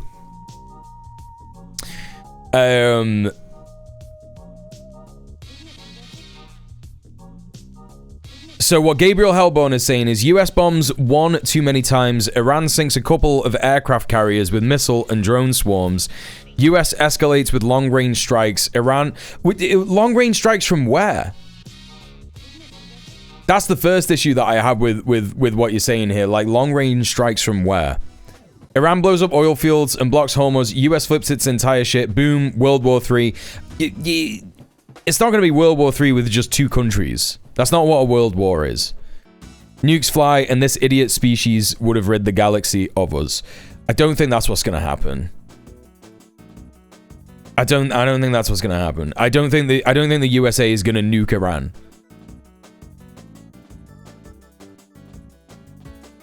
That's my solid take. I just don't think that's going to happen.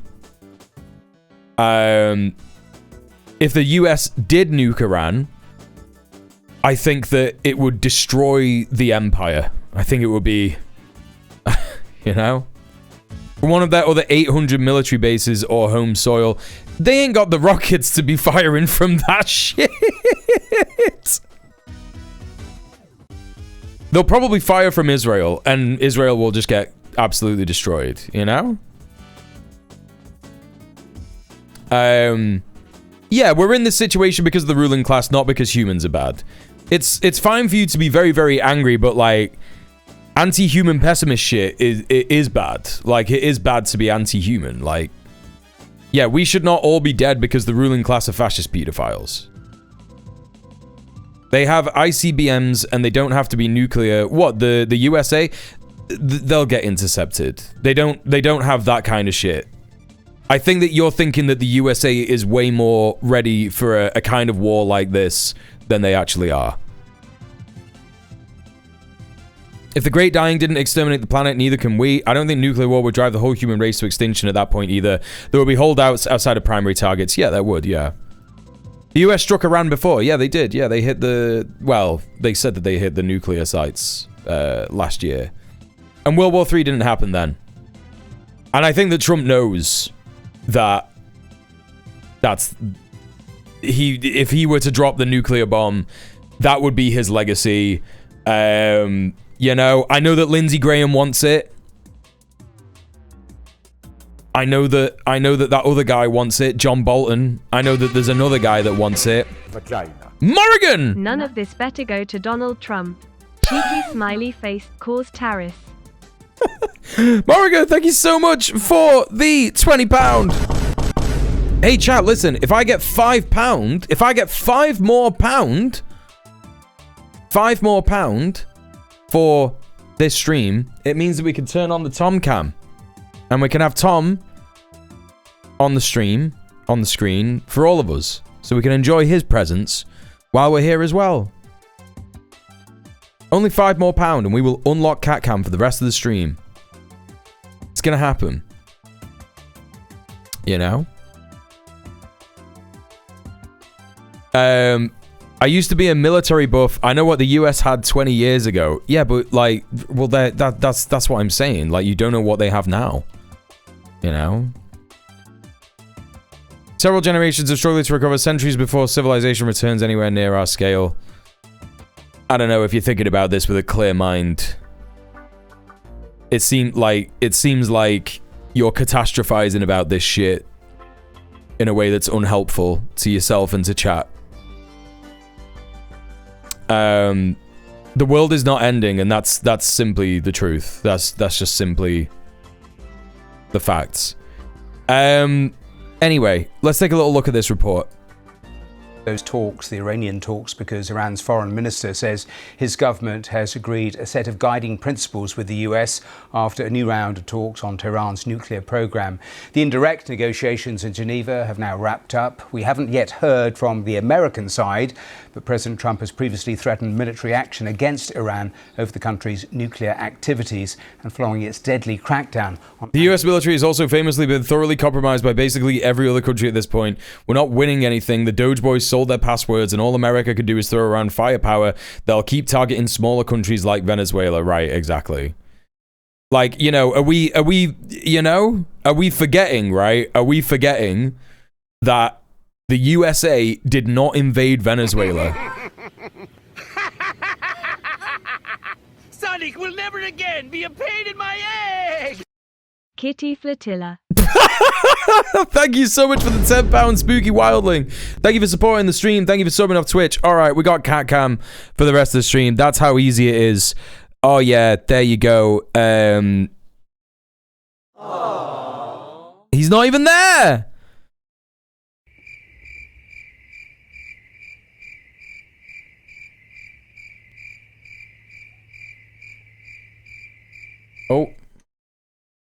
Oh, that's because he is in his little, squibbly hole, isn't he? He's in his little squiblet giblet hole. This is gonna wake him up. Oh, I'm sorry.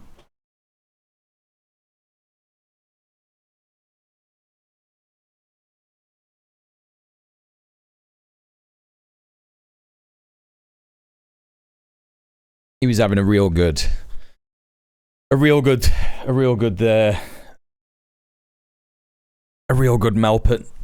nap just then. Yeah, let's just crop this a little bit so that we can see him properly. Hang on. Configure video. Zoom. Yep. Pan. Yep. There you go. Yo, look at his little head. Yo. You can just see his little head there. Hee hee. Oh, I love my baby boy. Hey Chaos, what's going on? Welcome in. Magic Mia, thank you for the blue fella. Let's go. Enhance Melp. Hey Morgana, how are you doing? Welcome in. Yeah, don't worry about being angry, Gabriel. I don't think you're too angry to chat. I just think that, like, you know, I think that most people in the chat are, like, not up for, they're just not up for, like, you know, doom and gloom about it. Pessimism of the mind, optimism of the soul. Optimism of the, what is it? Pessimism of the intellect. Optimism of the soul. I can't remember what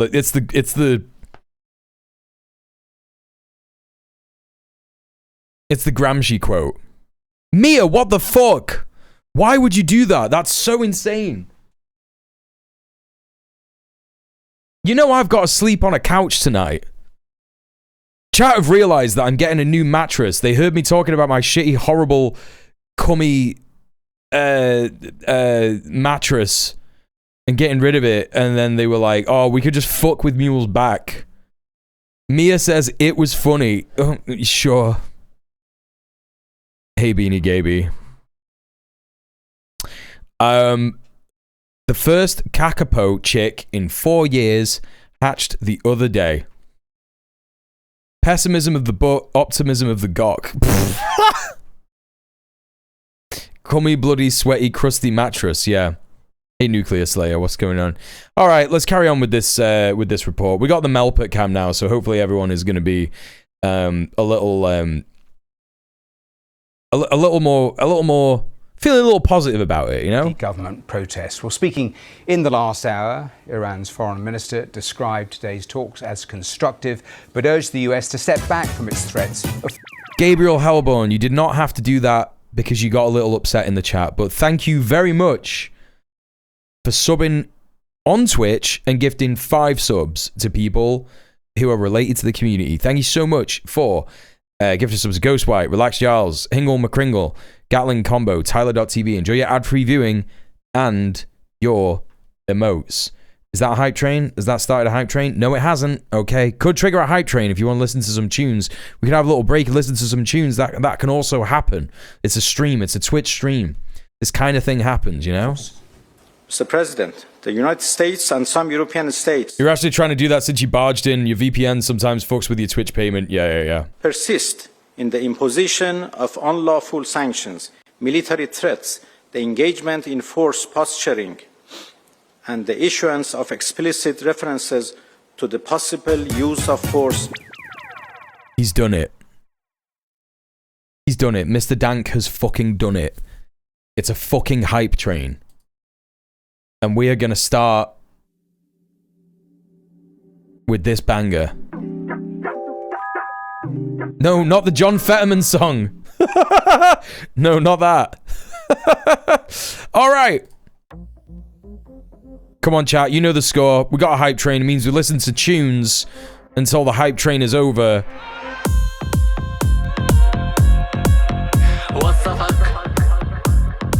Intifada on the dance floor by Bashar Murad.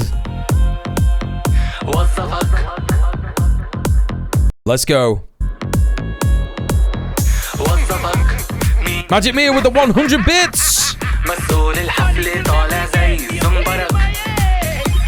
Thanks so much for the 100 bits, Mia. Did you know these numbers add up to 100? I did now.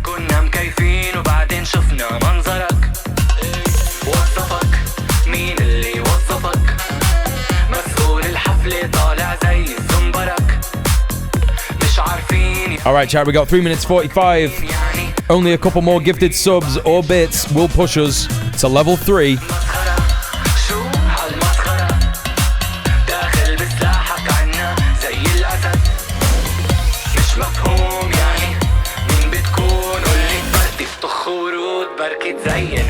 Gabriel with another gifted sub. Let's fucking go. Thank you for gifting a sub to Bella's Free. Enjoy your ad-free viewing and your emotes. We're at level 3.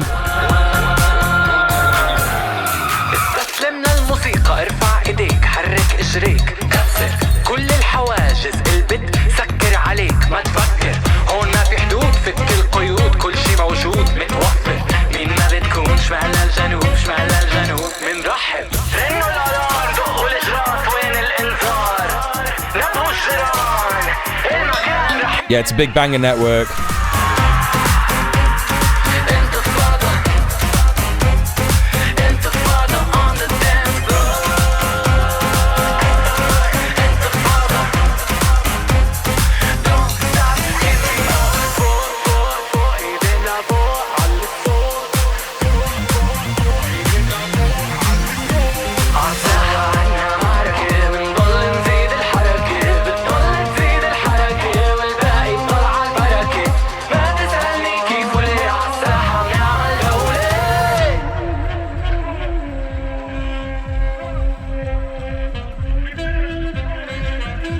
Come on.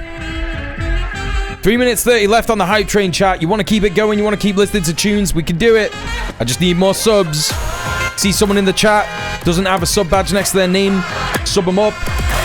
See someone in the chat that you just like. Gift him a sub. Drop some bits.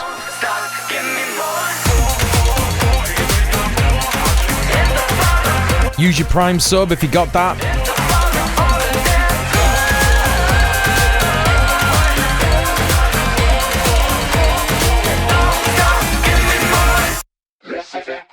Bella's Free saying, shout out to you having great streams, DJ. Thank you so much. I'm really glad you enjoy them. We got a classic now. You know we got a classic. That's right. It's this one. Cat Girl Step with a gifted sub to Beanie Gaby. Let's go. Enjoy your ad-free viewing and your remotes. It's the favorite, chat.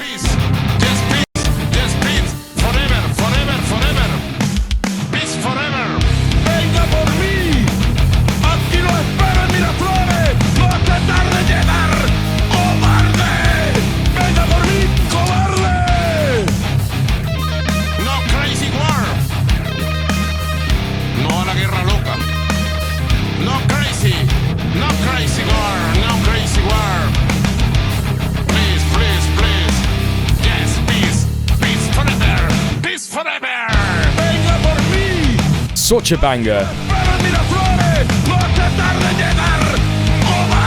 RT clearance with 100 bits, keeping it going. Let's go. Thank you. Chat, we got 1 minute 46. This could be the last tune of the hype train. You want to keep it going? Get some bits in. Get some subs in. Get some gifted subs in. Or we could go back to the news. It's up to you. It's your stream.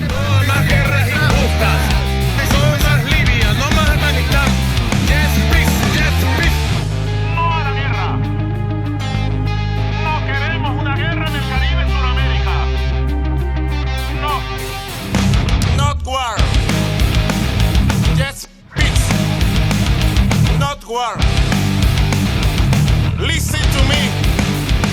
Not war. Jet speeds.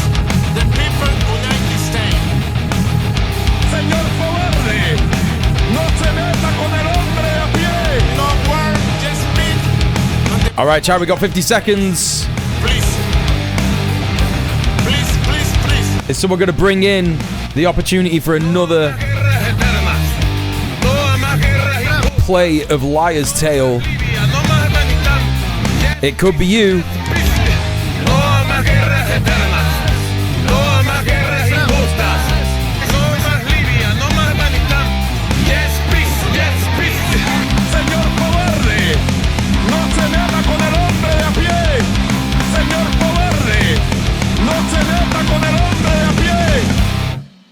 All right, chat. I'm waiting. We got 10 seconds. Why is it just playing David Lynch? All right. 3 seconds. 2, 1, and that's the end of the hype train. Thank you so much, everyone, for all the support during the hype train. We got Gabriel Hellbone with the 5 gifted subs, Mr. Dank with a gifted sub, we got Magic Me with 100 bits, Gabriel with another gifted sub, Bella's Free with the 3 stream streak, we got Catgirl Steph with the 1 month tier 1 gifted sub to Beanie Gaby, RTE Clearance with 100 bits. Thank you so much, everyone. All right, let's crack on.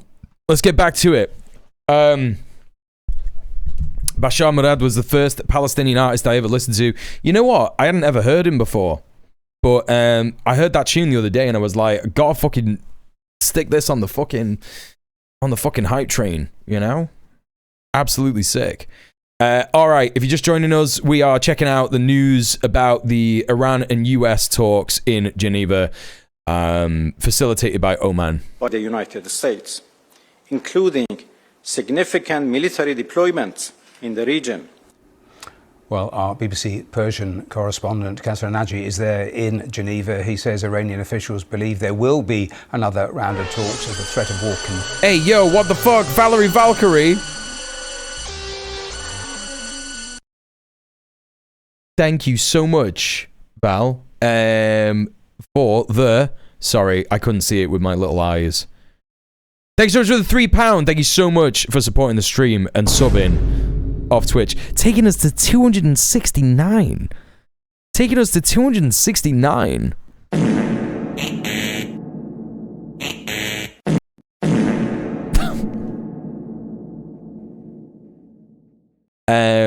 All right. Thank you so much. To loom. My Soros check hasn't cleared yet. You just gifted 6 subs. What do you mean? Inside the building where the direct talks between no apologies necessary were held earlier today. The talks have now ended, and the Iranian side has commented on it. We have the Iranian foreign minister sounding positive, saying that the whole atmosphere was more positive this time, and that the two sides are negotiating, and the direction is a good direction. But he also adds that the differences are such that bringing them together takes a lot of work. So it seems that at least the Iranian side thinks that there's going to be another round of talks between Iran and the... Okay, so what does this mean, chat? This either means that Trump is trying to lull, like this is kind of what Trump does. This is kind of the Trump playbook. If we think to last year in June or July, can't remember which one it was, Trump was lulling the region into a false sense of security by going around on a tour to all the Gulf states, not bringing up normalization of Israel in negotiations and meetings that he was having in those Gulf states. Israel was freaking out, saying, is Trump going to recite the Shahada? Is he going to say free Palestine? Is he going to say globalize the Intifada? Is he going to stop funding Israel? All this like nonsense reporting. You think I'm joking, but this is like real things that the Israeli press was saying. Then Israel bombed Iran, right? And you could argue that Trump allowed Israel to bomb Iran to see what their response would be like. However, I think that Iran knew that that was possibly the case, because Iran is not stupid and knows that Israel is not the head of the great Satan, it is the USA. So it could be... No, that spin out was crazy. Hunter Biden's bathroom. It was crazy. I was reporting on it, and like Soph will tell you. I know you're going to bed, Soph. Sorry if I'm keeping you, but like Soph will tell you. I was messaging Sophie, being like, I think I'm turning into a conspiracy theorist. I think that Trump is going to say free Palestine. It would be the smartest thing that he could possibly do as the president of the United States.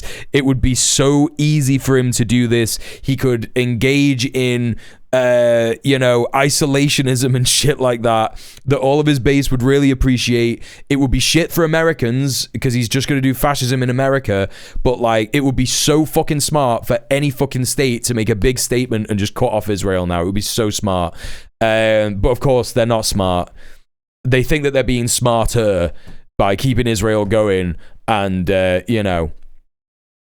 just bad shit. But I was losing my mind, and I was thinking like this is what's going to happen. He's going to say free Palestine. Yeah, it was a weird time. It was a weird fucking time. But yeah, no, it was just because the Israeli press were talking about that stuff so strangely, and it was like, oh, okay, well, that's what's happening. So I think that that's what's happening now. I think that they are lulling Iran into a false sense of security. I don't think Iran is stupid enough to think that they are secure. And we'll get into that in a bit, because we've got some other reports about stuff that Iran is doing at the moment to show that they're not fucking around with this stuff, right? Yes, although Iranian foreign minister says there's no, they haven't fixed when the next round of talks is going to be held, or where indeed. But nevertheless, it seems... Anyway, good night, Soph. We are one step away from an eventual war, if you might sort of call it, because the Americans are bringing in more military hardware. Another huge aircraft carrier is on its way here. These talks were held under that massive sort of threat of military intervention. The Iranian side is aware of that, is very keen to say that they're going to talk about Iran's nuclear issue, but the Iranian foreign minister said what is not on the table is surrender. Kasra Naji there in Geneva. Let's speak live to Mahmoud Amari Moghadam, who's the director of the Iran Human Rights, an organisation with members inside and outside of Iran. This guy in Norway. Thank you for joining us here again on the programme. As the Americans talk about nuclear and perhaps the missile issues, what are you hearing about what is actually happening inside Iran after those mass protests and the crackdown? Thank you for having me. Yes, so you see, we have put behind us one of the biggest mass killing of protesters in our time. And we are concerned that these mass killing might continue inside the prisons. We are hearing about many people being sentenced to death after short trials, and all the evidence indicates that the regime is going to continue these death sentences, and we might expect executions in the coming days, because what they want to do is to, the regime is fighting for its survival. Okay, this is bollocks. This is complete fucking bollocks. They are bringing back footage from the protests that are now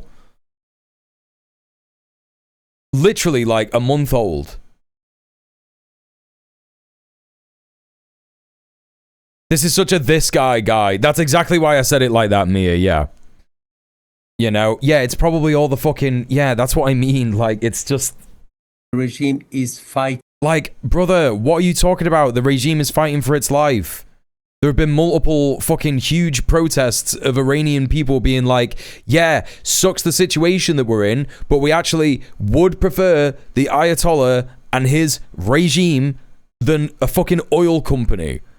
For its survival, and the only instrument they have in order to hold on to power is to create more fear and to... This guy's just chatting rubbish. He's chatting absolute fucking rubbish. It is so crazy how ideologically captured, this is an Iranian human rights organization based in Oslo in Norway. And it is totally ideologically captured by people who are like, yeah, man, the regime's fighting for its life. It's like, bro, you can like look at news that like fucking Al Jazeera is in Tehran. The BBC is in Tehran. You can see that is not the case. There is no like,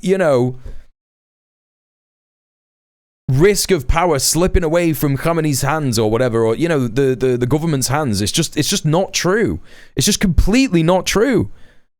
The BBC's raging Charbonner is hilarious to see some days. Well, that's the thing. It's like, I'm wondering when this guy's going to start talking about Reza Pahlavi. Traumatize the people so that they don't stand up again.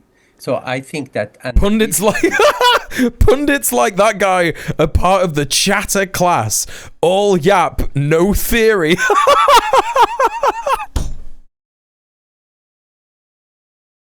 I'm so glad I've not done the chat Louvre yet. I'm so glad I've not done the chat Louvre stream yet. 2 classic chat messages today. Straight in the chat Louvre. That's fucking great. Thank you by any means necessary. Dialogue with the Islamic Republic must be about part of the chatter class is funny as fuck. Holding accountable those responsible for these mass killings and saving those who are detained now. Only last night I was seeing one report talking about pockets of new protests. Are you hearing anything like that? No, because it's made up. What are you talking about? Pockets of new protests? Yeah, because, it's now 40 days past the mass killing. And in Iran, people have ceremonies after 40 days. So we have heard in different parts of Iran ceremonies. The authorities have closed some of the cemeteries, trying to, not to allow people to gather. But we have heard about people. I don't believe that for a second. What are you talking about? Closing, brother, this isn't Israel. What are you talking about? This isn't Israel. I'm sorry, but this sounds like a line that is being spoken about in Israel. This sounds like a thing that Israel would be saying about Iran, because of course it projects everything that it does onto other countries that it doesn't like. What's the one country that you know for certain does not allow people who have been killed by the regime that controls it, the regime of that country? What is the one country that you know of that does not allow families of victims that it has killed to celebrate their death, right? Not celebrate their death, but mourn their death in funerals? It's Israel. Israel does that. You're talking about Israel. Chanting against Khamenei and holding these ceremonies. A final question then, and you've touched on it, but I was also reading reports that the courts are sentencing people in batches, quite often with the death sentence. They are playing confessions on television. Are we simply seeing a regime that was so threatened now trying to just terrify the population into submission?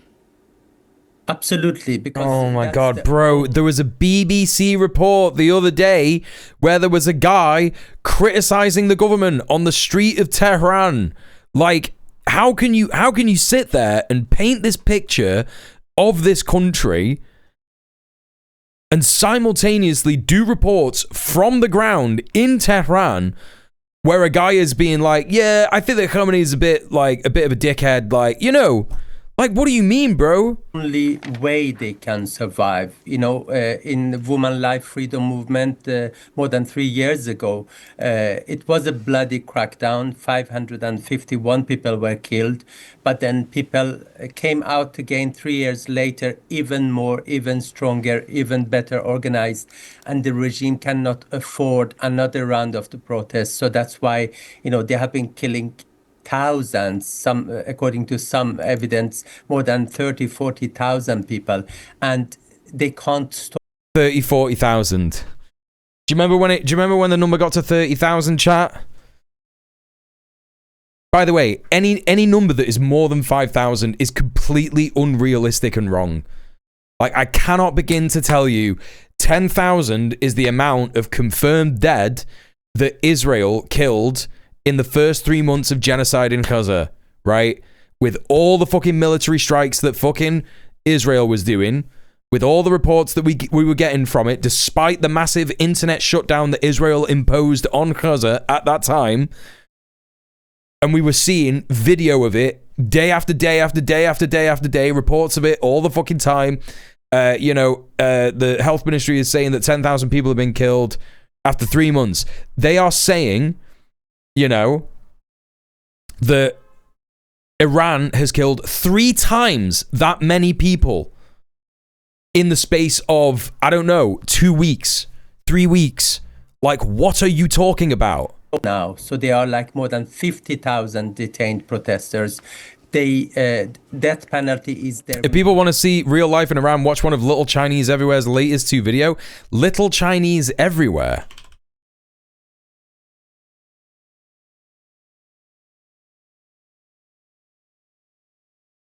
The world's cheapest country to travel to, Iran. Oh, she's taking advantage of the economic crisis. Solo in Iran's most conservative city.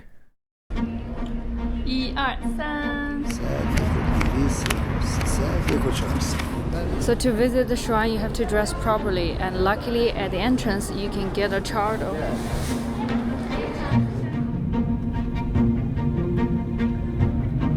She went there January the 1st. Bro, she was there January 1st. That's when all this was kicking off. But the situation is so different. In Turkey, everything gets so expensive. And in Iran, everything gets so cheap if you have US dollars. Of course, for the local people, inflation is a disaster. But if you have US dollars, then the money really. Is there like any footage of protest from her? Here, but I'm going to get in. Take pictures with the camera, so I try to see if I can, later on use my phone. I don't know if the tourist entrance is here, but I'm going to get in. Okay. So to visit the shrine, you have to dress properly, and luckily at the entrance you can get a chart for a pilgrimage. Bro, that's crazy. She's just chilling in Iran and it's fine. She's just chilling in Iran and it's fine. It's just so wild, right? It's just so completely fucking wild. They're just like, oh yeah, the regime is losing its control. There are protests everywhere. They're murdering people all the time. And it's just like, no, that's not happening. You can see multiple people who are like broadcasting from Iran right now, or they were filming at the time and they've made fucking videos.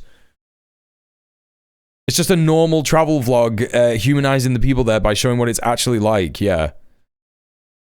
If the churches I grew up in had dress codes, they'd just kick you out. Yeah.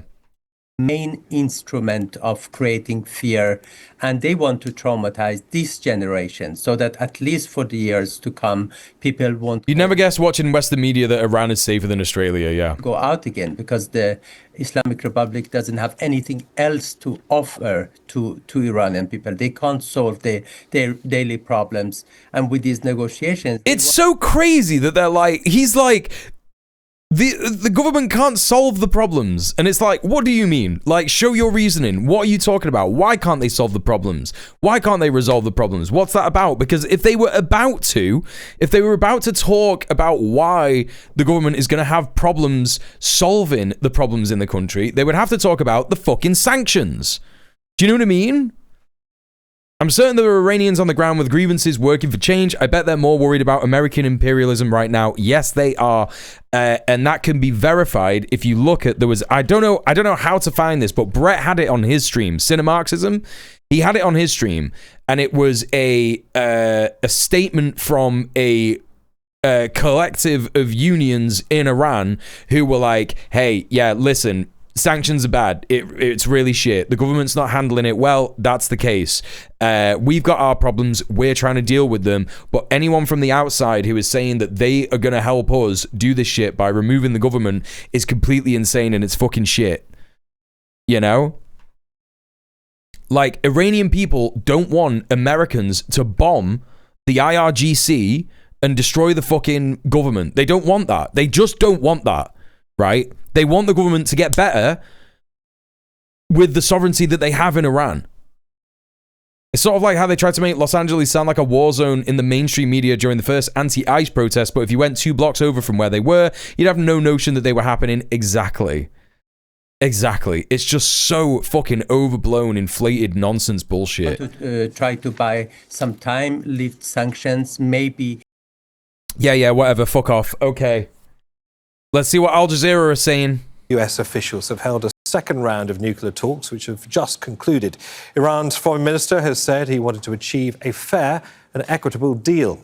Donald Trump has repeatedly threatened military action. Saw some dipshit lib trying to scold leftists online for being anti-imperialism in Iran, saying things like, we have to help, as if that's helpful. Like, how do you know how we could help Iran?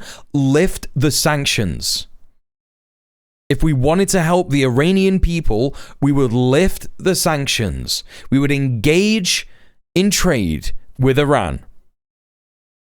Hey chat, is it just me or is it really weird that only Iran has to do these nuclear talks? Yeah, that's so weird. The BBC is such a fucking joke. Remember when they accidentally interviewed a cleaner there for a job interview live on air? Anyone can go on the BBC and say any old bollocks so long as it services the empire, and they call Iran an authoritarian regime. Yes. BBC interviews cleaner live. This is so good, dude. This is brilliant. Hello, yes, thank you very much indeed. Yes, that ongoing row between Apple Computer, the company behind the iPod, and Apple Corps, the Beatles record label, has just been resolved, or at least a verdict has been given. It all centred on the Apple logo, which both companies use. Now, the businesses reached a deal in 1991, whereby Apple Computers was allowed to use the trademark as long as it didn't enter the music business. But then it launched iTunes, the online music store, which is when the row started. Well, the judge in the case, as we've heard, has just ruled in favour of Apple Corps, that's the record label. So what does this all mean for the industry and the growth of music online? Well, Guy Cuny is the editor of the technology website News Wireless. Hello, good morning to you. His face! Good morning. Were you surprised by this verdict today? I'm very surprised to see this verdict to come on me, because I was not expecting that. When I came, they told me something else, and I'm coming. You got an interview there, so it's a big surprise anyway. A big surprise. Exactly. Yes, yeah. With regards to the cost that's in... She hasn't even clocked it! It's crazy, man! She doesn't even clock... Chat, this is completely real. You know, American chatters, if you haven't seen this, this is completely real. This guy came in for an interview to be a cleaner. Involved. Do you think now more people will be downloading online? Actually, if you can go everywhere, you're gonna see a lot of people downloading to the internet and the website, everything they want. I think it's much better for the development and to improve people what they want and to get on the easy way and so fast the things they're looking for. This does really seem to be the way the music industry is progressing now, that people want to go onto the website and download music. Exactly. You can go everywhere on the cyber cafe and you can check. You can go easy. It's gonna be very easy way for everyone to get something. What the great thing about this, right, as well, is that not only it confirms two things. It confirms two things, right? That in order to be one of these guys, one of these consultant guys, all you have to do is be a normal person and just say a bunch of stuff, yeah? So there's not really much difference between like a cleaner, like this guy's a cleaner, like he wanted to go for a job as a cleaner. I mean, you know, it's likely, you could tell, I think, that English is not his first language. He could be a first generation immigrant. You know, maybe in the country that he is from, he like did a university course and that's worthless here, or something like that, right? Or he can't get a job here because of his immigration status and because of the racism in the UK. So he's unfortunately had to go for a cleaner job. And he's just like, he's just saying like normal stuff about what this person is talking about. He's just a normal, educated guy saying this shit. You know what I mean? And it's absolutely crazy. It's just absolutely crazy. But it also confirms mule thought, right? Those of you who are familiar with mule thought, that basically when we think about the government and we think about, you know, the kinds of people that are in government and what they're doing and like all the strategizing that they do and thinking about like what they're going to do next and, you know, what their next policy move is going to be and all this stuff. It's just guys going into rooms saying things, right? That's all the fucking capitalist class are. They're just guys going into rooms saying things.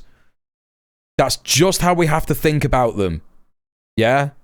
We just have to think about them as that, because not only does that completely, you know, remove any kind of bizarre consciousness ideas that we have about them, where we think that, you know, they're some big, giant, powerful machine that is like unassailable and completely out of our reach, right? They're just guys going into rooms saying stuff. That's all it is. They're just guys going into rooms saying stuff, and they have guys outside the rooms holding guns to stop you getting in. That's all it is. You know? Confidently, and often confidently wrong. Yeah. Hey, Aidan, welcome in. Cuny, thanks very much indeed. I think we can now also speak to Rob Pitton, who's at the court. Bro, that's crazy. It's crazy. All right, let's crack on. Against Iran, first over its violent crackdown on anti-government protests, and more recently over its nuclear program. Iran's supreme leader gave an address while the talks were underway, taking aim at President Trump. The President of the United States repeatedly says that his military is the strongest in the world. But the strongest army in the world can sometimes be slapped so hard that it can no longer get up. Yeah. They constantly say, we have sent an aircraft carrier toward Iran. Sure, very well. An aircraft carrier is certainly a dangerous piece of equipment.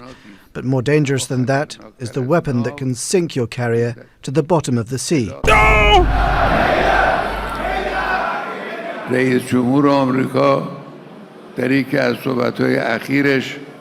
In one of his recent remarks, the President of the United States said that for 47 years America has not been able to eliminate the Islamic Republic. The thing is that Trump would be so stupid to attack Iran because they would slap him down. He would get a slap down. It would be such a stupid idea. You know? I've incorporated just say anything into my vocab because of this stream. It comes up often. It's just what's happening. It's just what's happening. The thing is that everybody in the world is looking forward to the day when the USA gets slapped down, right? Everybody is looking forward to that. Everybody is looking forward to that because it means two things. It means the empire will fall apart very rapidly afterwards, right? And secondly, everyone loves a good underdog story, don't they? They love a good underdog story. It's like the two unique things. I think people would just be like, yeah, it sounds like if you were to do vox pops in the street about it, I think people would be like, yeah, like Iran sounds like a crazy country, but like the USA loves to like meddle in the Middle East and they got fucking pwned. So it's funny, you know? They'll just say that. He complained about it to his own people. That is a good admission. And to that I say, you will not be able to do it either. Speak to Osama bin Javaid. He's live for us in Geneva. Good to see you, Osama. So, of course, Jared Kushner... The slapping, yeah. Representing Washington. Trump won't invade Iran because he can't make it look good for TV. I don't think that they'll care about that. I mean, I don't think he'll... Right, okay, well, first of all, I don't think he'll be able to invade Iran. I don't think he'll be able to invade Iran. I think that they will go... I think that's why they've got the aircraft carriers and all that there, because I think that they're just going to do a campaign of bombing, right? And they need to be able to refuel on the aircraft carriers. That's why they got the aircraft carriers there. They've got the warships there that are gonna, bomb from a distance and shit like that. I think that that's why they've got them there. So I don't think there's going to be an on-the-ground infantry or tank division invasion. I think it's more likely that they will try and fund Baluchistan rebels and also Kurdish rebels in the northwest, sorry. I think that that's probably the more likely thing. Yeah, they could also refill in Syria. Also, hello, Kairos. Good to see you. Everybody, please go follow Kairos Rev. Hello, Ricky Bickies as well. Welcome in. Good to see you. Trump won't invade Iran because Iran will blow the fuck out of one of their ships. So it'll be the biggest military loss for the US than Vietnam. I think that that's also the thing. I just think that, yeah. I don't know. It's just hard to say, but I don't know. If Trump lobbyists greenlight an invasion, guess what? It's happening. Yeah, he'll just do whatever for money, won't he? Yeah. An occupation of Iran with its terrain and extensive paramilitary would just make the Iraq war look like a Boy Scout jamboree. The US Army would bleed out in 5 years. Yeah. Got Abbas Araghchi representing Tehran. A morning of talks, we understand, have wrapped up. What are you learning? People finally realizing the USA is a paper tiger. Yeah. Well, this was a high-stakes talks, as you see that the chessboard for war has been set in the Middle East with more aircraft carriers, B-2 bombers in the sky. And Iran and the US are having talks in Geneva, Morgana, yeah. Deployments by the United States, and that is why it was... No, I think that's the thing, by any means necessary. I think that they just will sink an aircraft carrier. And if they sink the USS Abraham Lincoln, the fact that it is named the USS Abraham Lincoln would be so symbolic that I just feel like the USA would fall apart overnight. The US military can make life absolutely miserable in Iran, but they can't militarily defeat Iran without paying a price the US populace won't be willing to pay. I also think that I also think that the military won't be able to cover the cost. You know? Because if they've got, like, I don't know, what percentage of their fleet have they got there in the Arabian Sea? Like, they've got 9 ships there. There's another one there now, so it's like 10. And that's not even all in the Arabian Sea, because they've got 2 in the Mediterranean to protect Israel, and then they've got 1 in the Red Sea in case the Houthis do a thing. You know? Iran's topography makes it arguably the most impressive natural fortress on Earth. Any war inside the territory with major armies would take at least a decade. Yeah, it's why I think that they want to go for missile blasts and shooting it from warships and shit. The US has so much military brass and money concentrated in carrier groups, we can't pivot away from them. The military-industrial complex won't allow it. Yeah, that's mad. Iran escalation is going to happen because of how invested Miriam Adelson is in Trump and his administration. I think that you might be right. I mean, again, it's not just Miriam Adelson. It's all fucking Zionists and you know, US Christo-fascist Zionist warhawks, right? Carrier cost to build is 130 billion alone, never mind the aircraft and munitions. Yeah. And as we know, the Houthis scared the shit out of an aircraft carrier. Like, literally, we're talking about a military force like the Houthis, Ansar Allah. We're talking about a military force that is like, I don't know, the same kind of strength as Hezbollah at its height, you know, like 10 years ago. So, you know, they scared a fucking aircraft carrier so much that it had to do like a turn, and it turned around too fast, and a plane fell off. So, you know, like, I just don't think the US has got I just don't think that they've got the strength for it. I just don't, you know? For something to happen here. It was just under 2. They've got 13 carrier strike groups, so they put a quarter. This is the thing. They've put a quarter of what they've got in the Arabian Sea. And it's like, that's just going to get fucking destroyed. The threat environment has changed. Missile and drone swarms have changed the paradigm. Yeah, but the US doesn't have any of those except for missiles. Iran doesn't have drone swarms, as far as we know. They've got drones, though. You know, hours where these parties met. Indirect talks again for the second time, where both sides went to the Omani foreign minister and conveyed their messages. And now we believe that has concluded. And it is not a good sign, according to many experts. Let's bring Ali Vaez into this. He's the Iran project director at International Crisis Group. Thank you very much for talking to us, Ali. There was $70 million emergency maneuver is a big oof, yeah. Hopes towards what's going to happen, but it concluded very quickly. What do you make of it? It's hard to be optimistic about these negotiations that wrapped up so quickly. These are extremely complex subjects. Remember that it took... Iran has drone swarms. They used them last year. That's crazy. Okay, I didn't think that Iran had drone swarms. The 2015 nuclear deal. These talks usually require a lot of patience, a lot of focus, a lot of back and forth, a lot of discussions with experts.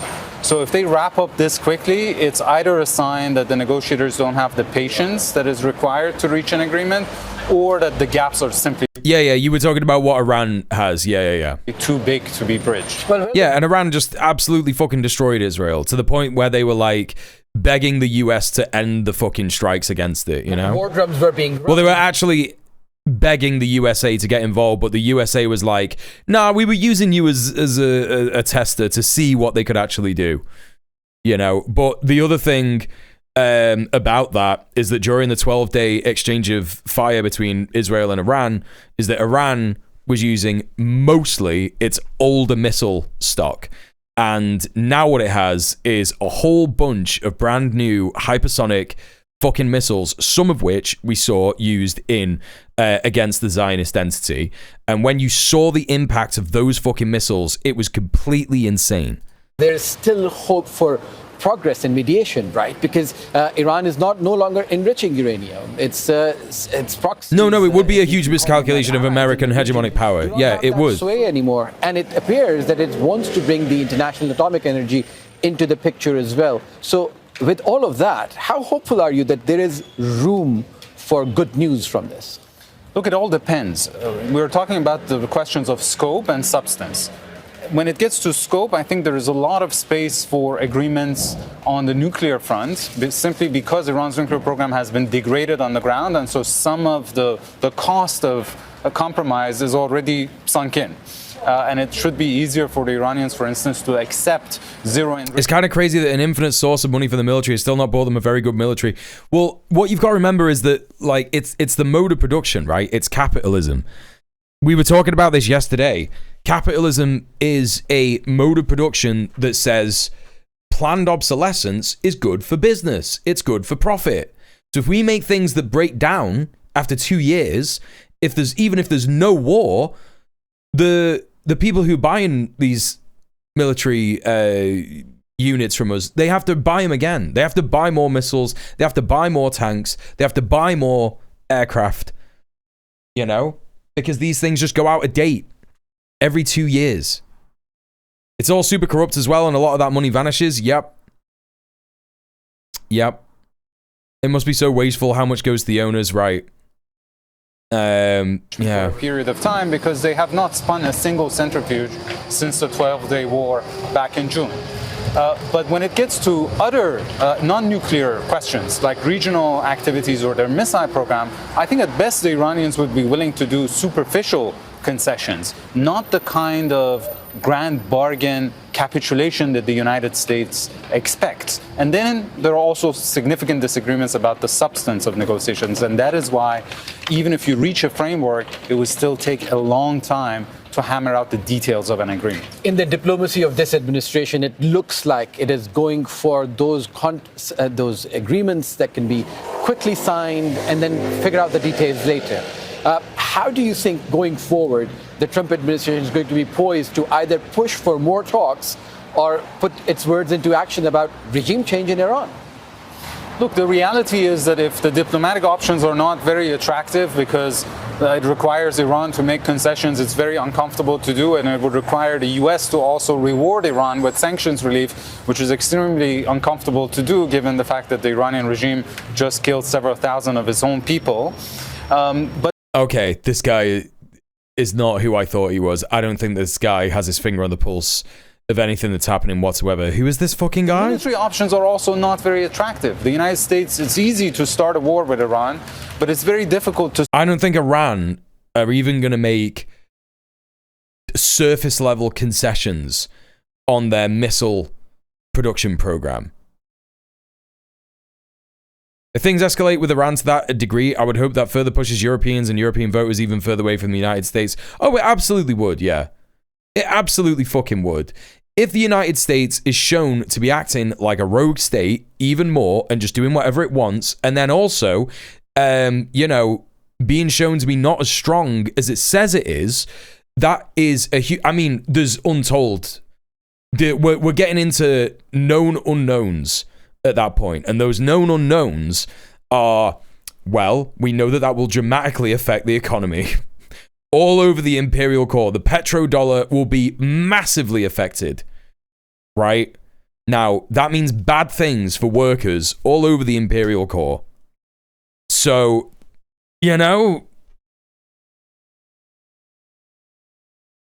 it's if anything happens in Iran is going to cause maximum damage to the imperial core and its workers, and it very well may be responsible for a worker uprising all over the imperial core. Hey, Raven, then we have the unknown unknowns. You're referencing Marcus the other day when he was talking about what was that? Fucking El Paso airport shutting down? And he was going, we've got known unknowns, we've got known knowns, we've got unknown unknowns. That was a great stream. That was a quality stream. Hey, Cunning Linguist, how's it going? Welcome in. It's very difficult to get regime change just through the sole use of air power without any kind of boots on the ground. So the risks, even in a military option, are extremely high for the United States as well. So where do we go from? Oh, he's referencing the Boondocks? The region has been on tenterhooks for more than 2 weeks now, since this troop buildup started to begin. It is not just going to be contained between the United States and Iran. There are other actors very closely watching this, and it has repercussions for the entire Middle East and beyond. well, we have to see what the negotiators would say about this round. I almost went out and bought a gas tank the other day when the new report about Trump putting together a term to deal with Iran came out. Yeah. This was just Iranians responding to U.S. proposals. The U.S. Europeans have been pushed further away from the USA, but I don't think it's necessarily a good thing with German and French imperialism becoming more aggressive. I just think that German and French imperialism will not work without the USA. I just think that it is also a paper tiger. You've got to remember, you know, the militarization of Europe is nowhere near as much as the USA. And I just think that what Germany and France is trying to do, like France is going to be, if France wants to try and start shit with Russia outside of a proxy war with using Ukraine, you know, you can put a link in the chat. RTE clearance. Yeah, there you go. If France wants to try and start shit with Russia, it's also going to have to deal with the fact that literally Niger said this week, we're going to go to war with France. So they're going to have an anti-colonial attempt in Niger. Mali and Burkina Faso will help. And they're going to try and attack, I don't know. They're going to try and fucking attack Russia somehow. Like, what are they going to do? You know? It's a paper tiger, but even shit guns and poorly trained troops are good enough to shoot your own civilians. Yeah, no, for sure. No, I know. This is why I'm saying it's not going to be good. Anything that comes out of this is not going to be good. It highlights that their own countries participate in imperialism. French and German people have to finally contend with their own state's violence instead of the US acting for them. There's that as well. Hey, Vord, Germany was basically begging to return to their hegemony in that Munich conference. Yeah, that's right. Yeah, we didn't cover that on this stream, but yeah, that's right.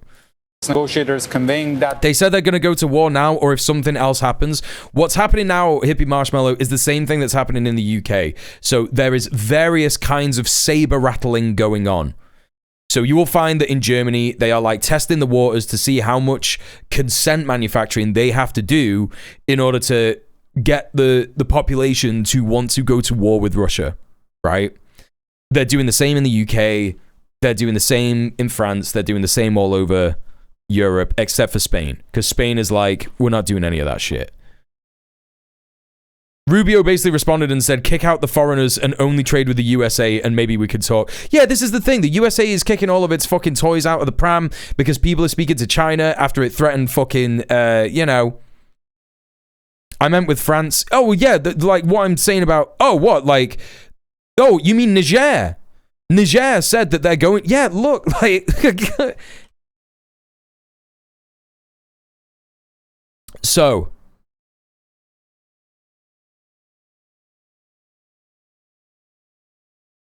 this is the Africa report. We reported on this on Red Planet at the weekend. So we are going to war. Niger junta general rallies youth against France. General Tiani's right-hand man urges citizens to mobilize against the former colonial power, accusing Paris of plotting an invasion to seize uranium assets, a claim the French military has dismissed as information warfare. I don't believe that's true. General Amadou Ibro, the private chief of staff to the junta leader, General Abdurrahmane Tiani, claimed on Wednesday, 11th February, that France was preparing to wage war on Niger. Speaking at a youth rally stadium in Niamey, he justified his remarks by arguing his country was the cause of the bad economic situation currently affecting France. This is broadly true because they've reclaimed their uranium mines. This mobilization is done. It is decreed, so we prepare for war with France. He declared in French, we know this. We're going to enter into war with France. We were not at war, but it is now that we are going to war with France. Down with France. You know? So, yeah. There's no question of a French intervention in Niger, retorted the spokesperson for the French Defense Staff, Colonel Guillaume Vernet, describing the claims as manifestly information warfare. No. Wrongo bongo. They've already tried to assassinate Ibrahim Traore earlier this year as well. So Burkina Faso, another ex-colony of France in Africa, that is throwing off the shackles of imperialism and colonialism, you know? Back to Washington and another... They are doing stuff in North Africa. They are trying to resist the end of colonialism in the Sahel states. Will be scheduled. In that case, diplomacy might still have a chance.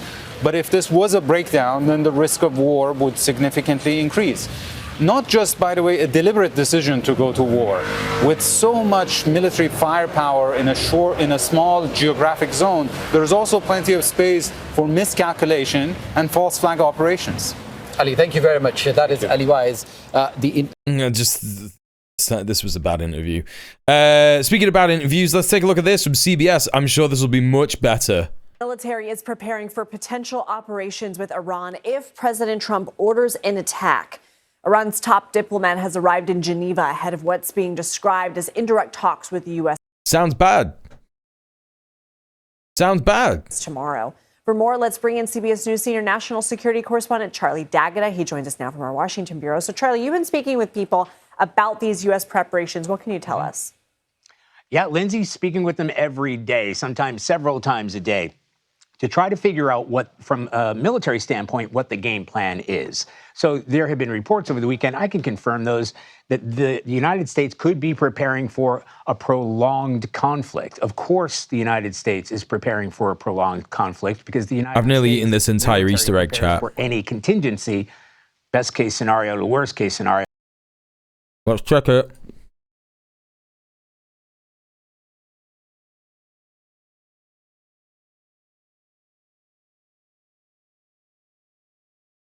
Oh no. Extreme pizza, 142% spike. Uh-oh.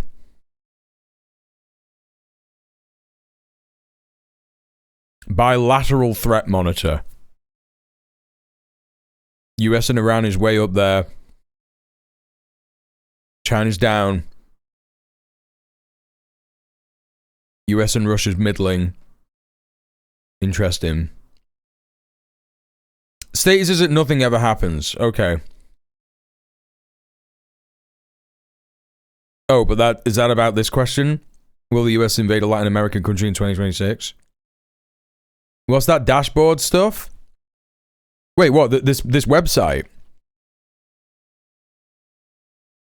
There is an increased intelligence watch. Oh, you mean this this scroller? I don't know. I'm not sure. This is a crazy 142% spike. This is absolutely mad. Oh, just this is the Pentagon Pizza Index. So in case you don't know what this is, the Pentagon, these are all pizza stores around the Pentagon.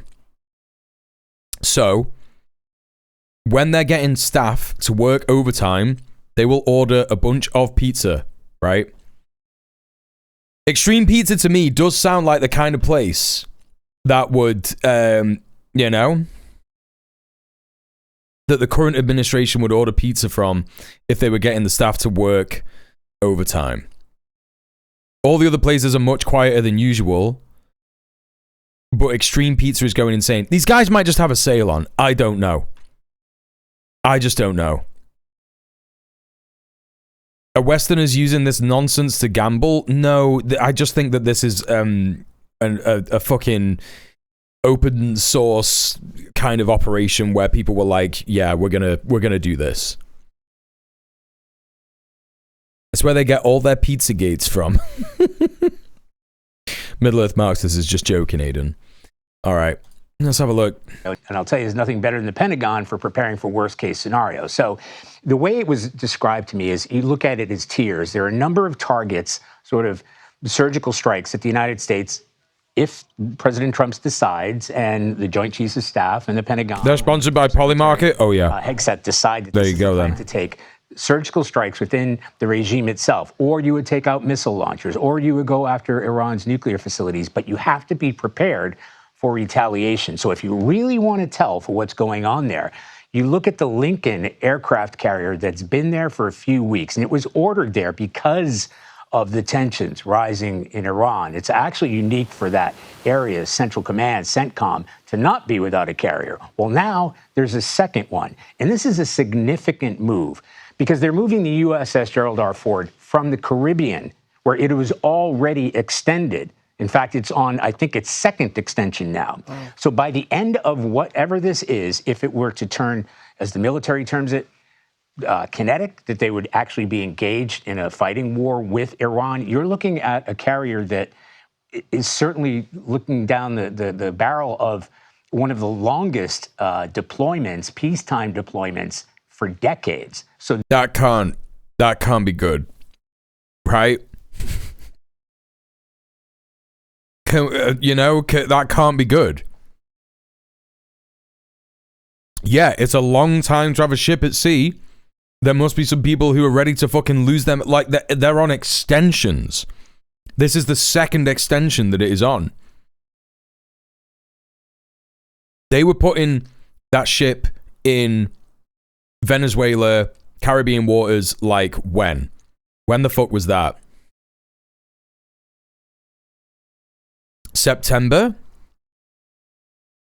Saying staying operational for this length of time for nothing to happen is going to be pissing Navy heads off. Yep, it is. that suggests that you're going to have two carriers in the region, a number of F-18 fighter jets, F-35 fighter jets that comes with, a number of destroyers, because it's not just a carrier, but destroyers with guided missiles on there. So you are talking about a package Easter egg done. that is preparing for the worst, and not only preparing to strike Iran, but preparing for the defense of U.S. forces in that area. Well, Charlie, All right. Interesting. Double extensions. Let's see what CNN has got to say about Ayatollah Khamenei's comments. And this will be rather telling for CNN. If they say what I think they're going to say. The strongest army in the world may sometimes get slapped so hard that it cannot stand up straight. Iran is going to be closing parts of the Strait of Hormuz today, a vital shipping lane, as it conducts naval exercises. And the USS... Bro, are these the naval exercises that Iran is doing? Brother, they are shooting tiny boats. Tiny boats with extreme fucking accuracy in the Strait of Hormuz. Stand up straight. Iran is going to be closing parts of the Strait of Hormuz today, a vital shipping lane, as it conducts naval exercises. Bro. The USS Gerald Bro, the US is fucked. Absolutely fucked. Its way to the region to join the growing show of force. Let's begin our coverage with CNN's Fred Blyken. They're not going to miss something that big. The military are going to be sweating bullets thinking about it. Yes, absolutely. They are not going to be fucking... They're not going to be feeling, up there with the morale about this shit. A guy fell off one of these fucking things the other day. Did you hear about that? It was on Marcus's stream. He was covering it. Soldier falls off US ship 5 days ago. Bro, they like had a bit of a look for this guy and then gave up. A US Marine who reportedly fell overboard and was lost at sea during operations in the Caribbean has been declared dead after an unsuccessful search, officials said on Thursday. Lance Corporal Chukwuemeka Iofora of Florida, 21, was declared deceased on Tuesday, 3 days after he fell overboard of the USS Iwo Jima. Two of them bumped into each other. Yeah, oh my god, have you fucking seen that, chat?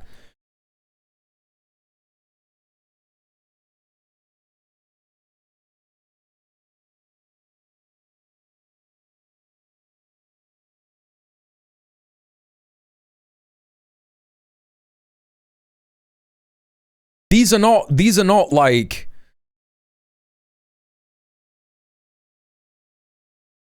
I'll go for this one. Let's take a look at this. Right now, I do want to take you back to this breaking news that we are following as a bit of information is coming in from U.S. Southern Command at this point. I believe the carrier groups will be able to block initial attacks by Iran and they'll burn through their interceptor ammo very quickly before to withdraw or sit there with their butt cheeks bare.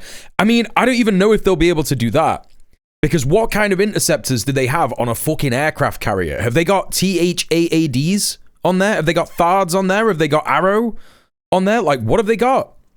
It's an aircraft carrier. It's not like, you know, if we're talking about Israel, like the rate of fucking pass-through, successful hits in so-called Israel during the 12-day war was something like 70%.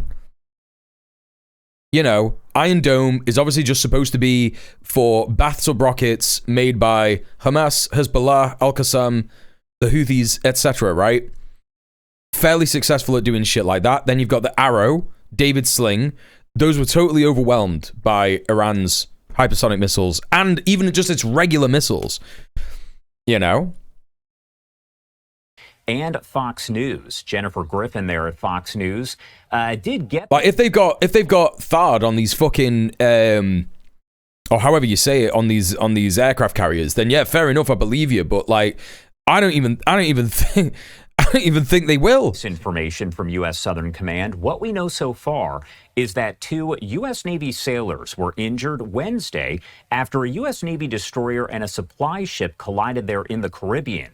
Now, the U.S. Southern Command essentially putting out a statement to Jennifer that said, quote, yesterday afternoon, the Arleigh Burke-class guided missile. It's that battle group they're defending. They'll call in air cover from everywhere in rage. I'm not privy to military secrets, but I reckon they'll stop at least one. That's what I mean. To me, it sounds like, yeah, they probably would maybe stop one, but destroyer and the supply class fast combat support ship collided during a replenishment at sea. 2 personnel reported minor injuries and are unstable. They have destroyers and such for that purpose, but Iran can absolutely take down 2 carriers if they really wanted to. Well, it would make sense strategically for Iran to get the warships first, to take down the destroyers first, right? Which I reckon they just could. You know? In addition, both ships have reported sailing safely. The incident is currently under investigation. Now, there is a lot to discuss here on that and another topic. Show us the footage. Show us the footage. Show us the footage. Where's the footage? Navy FAA. Bro, they don't show the footage in this. Are you joking? Everyone wants to see that shit. This is so crazy, man.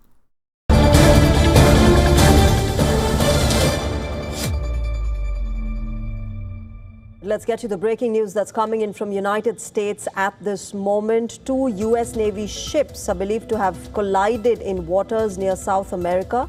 Reports suggest that the Arleigh Burke-class destroyer USS Truxtun and the supply-class fast combat support ship USNS Supply collided during a replenishment at sea. According to the U.S. Southern Command spokesperson, Colonel Emmanuel Ortiz, 2 people have reportedly been injured. Those are minor injuries and they're in a stable condition. And both ships have reported that they're able to continue. Show us the footage. It's insane footage. Why aren't you showing us the footage? Fucking hell, I don't want to watch the fucking the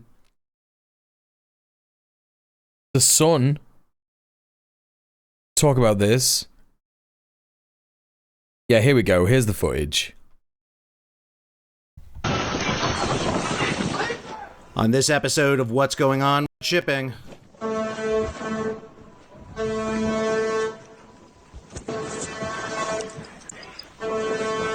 Bro, this is absolutely nuts. The destroyer USS Truxtun collides with the supply ship USNS Supply.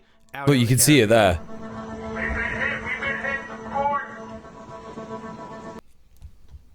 Absolutely mad. Who's this guy? San Mercoliano. What's going on with shipping? Ah, this is this guy's Christmas. This is this guy's fucking Christmas. Let's take a look at this footage. A little bit of better view. What you see now is Truxtun going down the port side of USNS Supply. Bro, this is a clown army. They're not gonna do shit to Iran. I'm sorry, they're just not. Bro, this is like things I noted here. They're not under duress in this situation. There's no like, you know, there's no threat of them being attacked or bombed or anything like that. And they just crash into each other. These two fucking massive ships just crash into each other. Look at the bow of Truxtun. She's not cutting through the water anymore. She's not making a bow wave. The ship has stopped. Basically, they have taken their propulsion offline.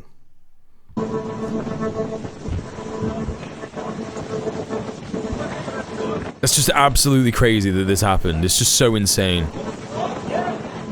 I also noticed that you don't see fuel oil in the water at this time, but again, it's hard to see in this image. It's not very clear, but there's no, it didn't sink. A rupture. USNS Supply, which carries diesel fuel, aviation fuel, is a single hull tanker, so a penetration of the hull would be very catastrophic. You can get a fuel. Yeah, I don't think it would. I don't think a collision would have done that. They have like. They've designed it just in case that kind of shit happens, right? Is this better? Is this better footage? Walk forward. So right here you see the fueling hose. This is the forward fueling hose on the port side that would do the underway replenishment. So obviously they hit just aft of this station. This happened because the Navy got rid of their no fascist tattoos policy. Leveled onto an even keel at this point. And now the vessel is moving back. And again, when you look back at Truxtun, you'll get a view here in a second. They're now walking forward to... You know, it's crazy. Like, so one guy fell off a fucking ship and they couldn't find him. I find it so hard to believe that they just couldn't find this guy that fell off the ship. By the way, this is a separate incident. So if people are just joining, the thing that I'm referring to, the guy falling off the ship, that's a completely separate incident. A guy fell off the ship, they couldn't find him, 21-year-old soldier, just drowned, just dead at sea.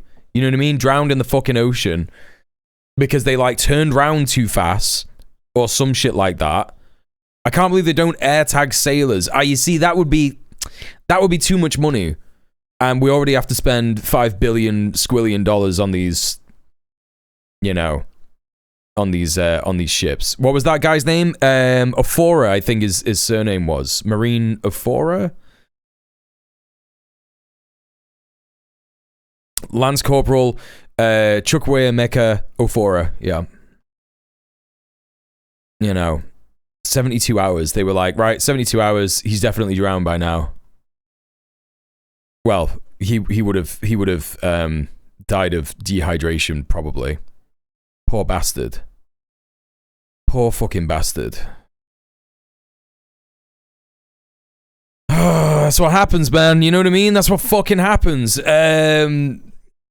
Yeah, so there you go. Just live now from Geneva, Switzerland. So just talking about what Iran's... £5 says they didn't actually look for him because he's black. That's kind of what I was thinking. Right? Like, how do you not find... Like, you know, you fucking check in as a soldier, right? You have roll calls and stuff. You know? 5 hours, everyone on deck. Right. Where's Lance Corporal Ophora? Why hasn't he reported in? Where's he gone? Right, shit, we have to assume he's overboard. Let's circle back, see if we can find him. You know? It just seems so absurd that they don't have trackers on personnel on these ships. You know what I mean? Just seems so ridiculous. That they have agreed, just between the US and Iran, on guiding principles for talks. More work needs to be done. This, of course, does not mean that a deal is imminent. A deal is not going to be reached quickly, in his words, but he did describe the talks as much more serious than a previous round and certainly positive. What can we glean? I guess they didn't notice right away or something. But, like, this is what I'm saying. Like, surely, right? When I think of an army, right? And I often think of armies that I would like rather than armies that I don't like. So I would think of, like, the Soviet army, right? Or like the Chinese army, yeah? And I'm like, if you are on a boat and you know that your guys could fall off a boat, like, why do you not have every 20, like, you know, figure out how long is it going to take to turn around? It's wild that any of them, like, why are there not more than one people? That's what I mean, Val. That's what I'm saying. Why do they not do patrols with by twos? Navy is a different thing when you're away from conflict zones. People get really, really lax. Yeah, but you just kind of shouldn't. That's what I mean. That just sounds to me like fucking a lazy neoliberal army that hasn't been disciplined enough and they don't care enough about their cause because they know it's bad and they're just in the fucking army for college. You know what I'm saying? You know? It's the Mandela effect. A lot of people don't remember that Nelson Mandela died falling off a boat because he's black and they're racist. Yeah, okay. I see what you're saying. People have the Mandela effect because they think that Nelson Mandela died in prison because they're racist. That's an interesting way to look at the Mandela effect, actually. I hadn't thought of it like that. And that's probably completely true. That's probably the only reason that people think that Nelson Mandela died in prison. Well, it certainly seems the two sides are at least going to keep... Because they actually don't care about the liberation of, black people in South Africa. Talking still, and that is definitely something that's quite important, especially as over the past couple of days, we have seen that military buildup in the greater Middle East, and of course those choice words coming from the Iranians and also from U.S. President Donald Trump as far as a possible military confrontation is concerned. So it seems as though, at least for now, diplomacy is still moving forward and is still being given a chance. One of the interesting things about all this, Zain, is that we have heard, as you mentioned, from Abbas Araghchi, the Iranian foreign minister, saying they are mapping out a path forward to at least try and draft something together. We haven't heard from the U.S. side yet. No, I just think it was a clunky joke, Morrigan. I understand what you were getting at. Jared Kushner, the two main negotiators for the United States, are already in the building that you see behind me, the Intercontinental Hotel here in Geneva, and they are at those trilateral talks to try and solve the conflict between Ukraine and Russia. So they certainly are taking on the most difficult conflicts in the world.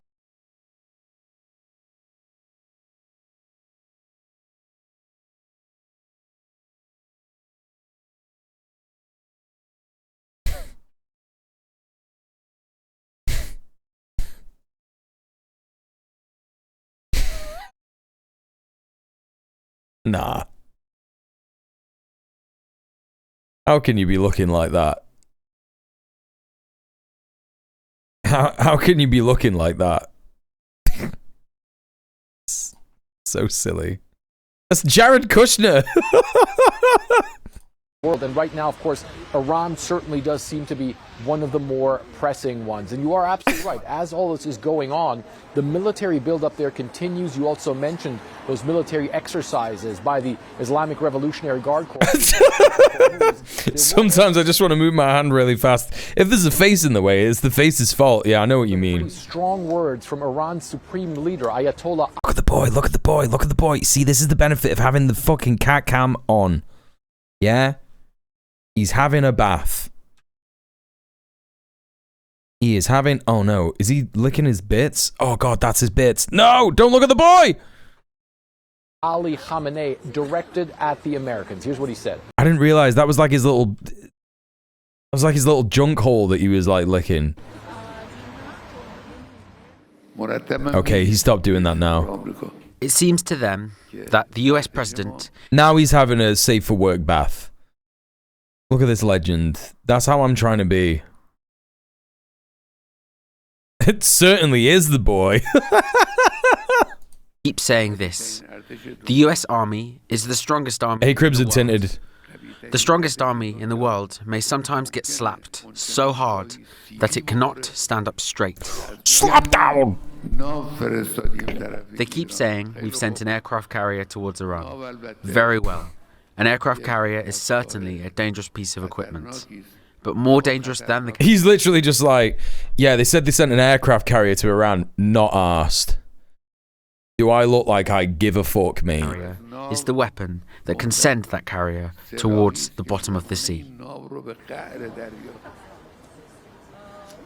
So as you can see there, some pretty strong words coming from Iran's supreme leader. We have, of course, heard also U.S. President Donald Trump in the past couple of days threatening military action, but at the same time saying that for the United States, reaching a deal would be preferential. However, of course, they do say that the terms... They've sent an aircraft carrier. This may have been what the kids call a gamer move. That agreement need to be right, and that's exactly what the two sides seem to be working on right now. One thing that we did get, by the way, from the Iranian side is they say that their negotiators are actually going back to Tehran tonight. There was some speculation as to whether or not the talks might move on until tomorrow, but for now the Iranians saying they are going to go back to Tehran, report to their superiors, and see how they move forward as well, Zain. All right, Fred Blightkin, live for us there. Thank you so much. The US president told reporters before the talks began that Iran wants a nuclear deal and that it doesn't want the consequences of not making a deal, obviously implying military action there. Our next guest has actually just written. Trump says that Iran is scared and they really want to not get bombed by us. Yeah, man, I believe that guy. About this, Barak Ravid is a global affairs correspondent for Axios, as well as a CNN political and global affairs. So, chat, you might notice that there is a photo in this man called Barak Ravid's house. Damn, who's that?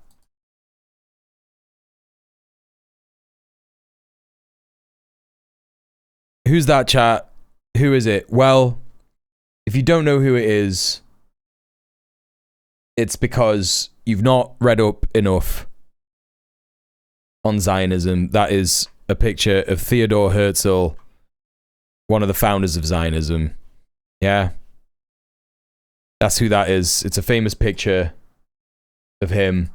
He's like overlooking the fucking Temple Mount or some shit. So that's how you know who this guy is. Analyst. So just in terms of what President Trump said there, that Iran certainly does not want the consequences of not making it. What I would say about this guy, though, is that probably because of some kind of connection that he has to the Knesset or to Trump via Israel or through just Zionist circles or whatever, he does actually have the most reliable reporting on what Trump kind of wants to do. And that's probably because this guy hates Iran and hates any brown people who he homogenizes as Arabs in the region. So in terms of like, if you wanted to like look at a guy that will just like, he'll just say what he's thinking and he'll report on what Trump is thinking, either for his own benefit or for the benefit of the Zionist entity. This guy does that often. Well, the US officials also, hey Rob, this was in your piece as well, but they expect Iran to actually come to the negotiating tables with tangible concessions. Hey, Mr. Dan, got it, yeah, Theodor Herzl, yeah. Said, though, that yes, they've agreed on guiding principles, but that there's not going to be a deal reached quickly, that there's going to be a lot more work to be done. Just walk us through what you're hearing from your sources about how much progress was actually made in these rounds of negotiations. So I think we need to be very, very careful in the way that we are reading the Iranian foreign minister statement after the talks. As far as I know, I don't think any breakthrough happened in those talks. What I heard from US officials after the talks was they say that the talks went as expected. That's the quote, as expected. It's not really as positive of a readout as the Iranians gave after the talks. And I think I'm not sure that at the moment there's really any agreement between the US and Iran, even when it comes thanks for the hydrate principles. I think we'll have to figure out more. The talks just ended an hour ago. But at least from everything I hear until now, I don't sense that any breakthrough has really taken place. Yeah, I mean, Donald Trump... Thanks for another blue fella, let's go.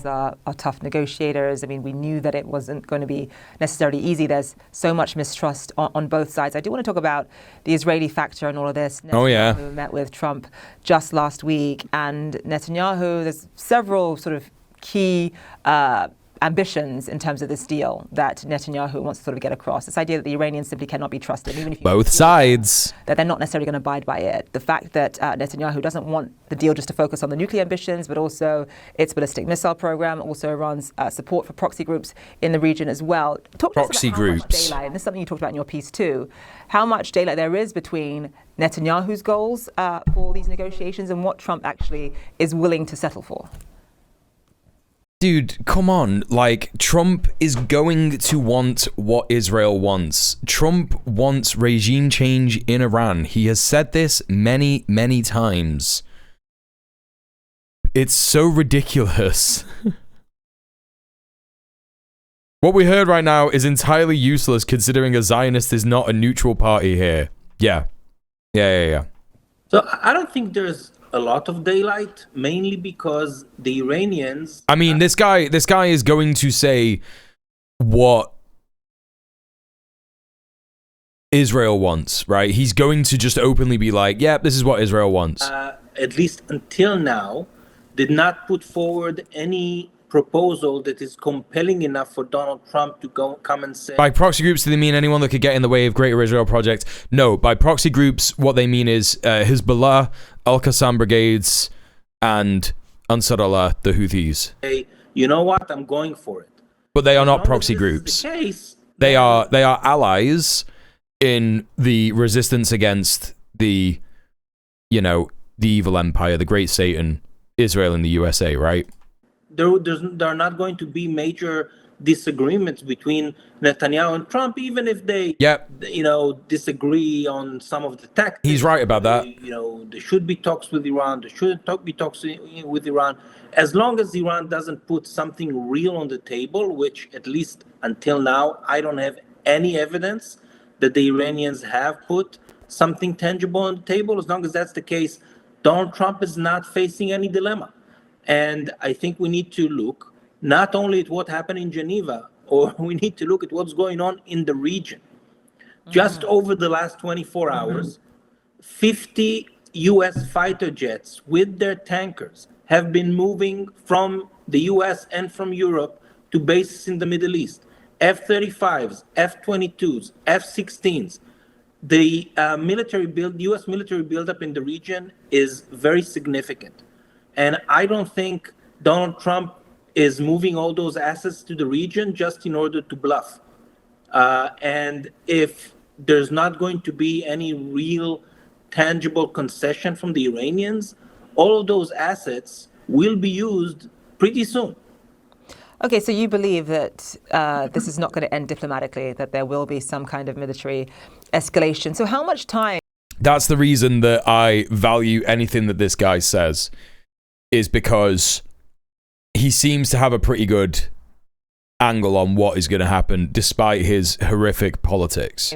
Do you think that the Iranians have? First, I don't know if there's going to be a military action or not. I'm just saying that at the moment, we have no evidence to show that the Iranians have put something tangible on the table. What he means by tangible is concessions, right? So that's where you have to cut through and go, what is he actually saying by something tangible? By tangible, he is literally just talking about, well, have the Iranians made concessions? No, they haven't. So Iran hasn't made any concessions, so it's likely that the US is going to go to war. And this is I think we can pretty safely say that they are going to do something in Iran within the next couple of days or maybe the next couple of weeks. I don't know if they're waiting for, like Ray K was saying that Israel is trying to pass its new budget. I don't know if they're going to wait to pass the budget or something like that. Hard to say. It's hard to say. There is coordination going on with Israel and the USA, obviously. US wanted. I heard it from at least 3 different US officials that they expected the Iranians to come to the meeting today with something real. What are you willing to give? And at least at the moment, again, the talks ended an hour ago, I have no evidence that such tangible concession was put on the table by the Iranians. And if that's really the case, then I think the military option is becoming more and more likely. And I don't think we're talking about a long time here. I think this is something that could happen pretty soon. When Trump makes comments like regime change in Iran may be the best thing that could happen, I mean, a lot of people listening to him say that, over here at least, would say that that is... I still think that they are going to try and do a decapitation of Khamenei. I still think that they're going to try and do that. And I think if they do that, Iran will respond. I don't think it's going to be like Venezuela. I think that Iran will respond in the way that they've said that they're going to be responding. And I think that that is what Trump is trying to do. You have to remember, these boats were in the Caribbean not 2 months ago. That's when the shit happened with Maduro. And he was very lucky that Venezuela was not prepared to respond after something like that. And I don't think Iran is going to play if they kidnap Khamenei in the same way they did Maduro. So, I don't know, man. It feels like that's what Trump is waiting for, personally. I think that that's what they're going to try. Because I think that they do know that they can't beat Iran. I genuinely do think that they are aware of that. They know that they can't beat Iran. They must be, right? Because if they've not done the correct intelligence, if they've not done the correct observation, like we all know here in this chat, the amount of missiles that Iran has, the amount of range that they have, the fucking tactics that they'll employ if the US tries anything. It's a stupid idea to try and do this. They don't have the tactical capability for what needs to be done to pull assets from the region. It'll go very badly. That's what I mean. Like, I think it would go extremely badly. Whatever they do, it will go badly. Let's see. I don't know. It sucks. It completely sucks. Just it's all bad. Really trying to make the Iranians nervous. But how are those comments being viewed, based on your understanding, by the Iranian regime itself? This guy is not. There's going to be nothing of worth in what this guy says about this. So I think there's only one person that matters, and this is Supreme Leader Ali Khamenei. I think that I'm not sure he is really calculating well enough what Donald Trump might do. No, he's an idiot. He doesn't know what the fuck he's talking about. Again, like the whole framing of this, there's only one guy who matters, Ali Khamenei, right? That's not true. There is an entire government around this guy. There is a broad selection of different fucking mullahs, government officials, ministers, military officials, like just saying that like Ali Khamenei doesn't know what Trump's gonna do. And it's like, brother, there is a whole structure behind this in the same way that there is a whole structure behind Trump. It's not just a guy. You know, Trump himself talks about the Maduro operation all the time. People see it sometimes as bluster. I'm not sure it's bluster. I think it could be an operational plan. Yeah, but you are an idiot if you think that Khamenei has not considered this plan. You are a fucking moron if you think he's not considered that. Iran, obviously, but I think that if there is going to be some kind of U.S. military operation, when Trump is talking about both on Maduro and the Maduro comparison and the issue of regime change, what I understand from it is that any U.S. military operation will aim at taking out the Iranian supreme leader. That's what's going to happen, chat. That's what they're going to do. That's ultimately what they're going to do. Let's see what we can figure out from this. Hello, everybody. Hello, everybody. Hello, Granddad.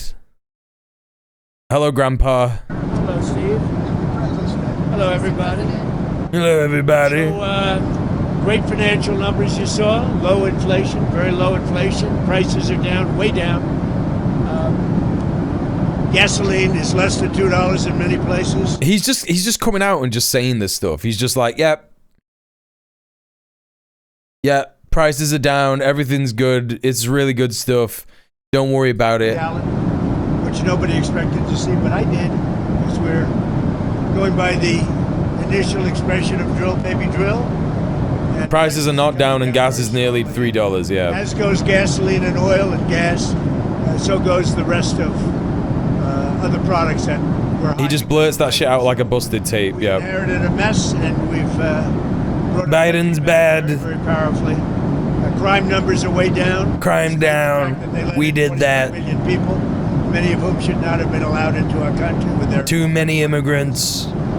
But it's the country's doing very well. Any questions? What do you expect? Did he say open water policy, or was that just the subtitles? 25 million people.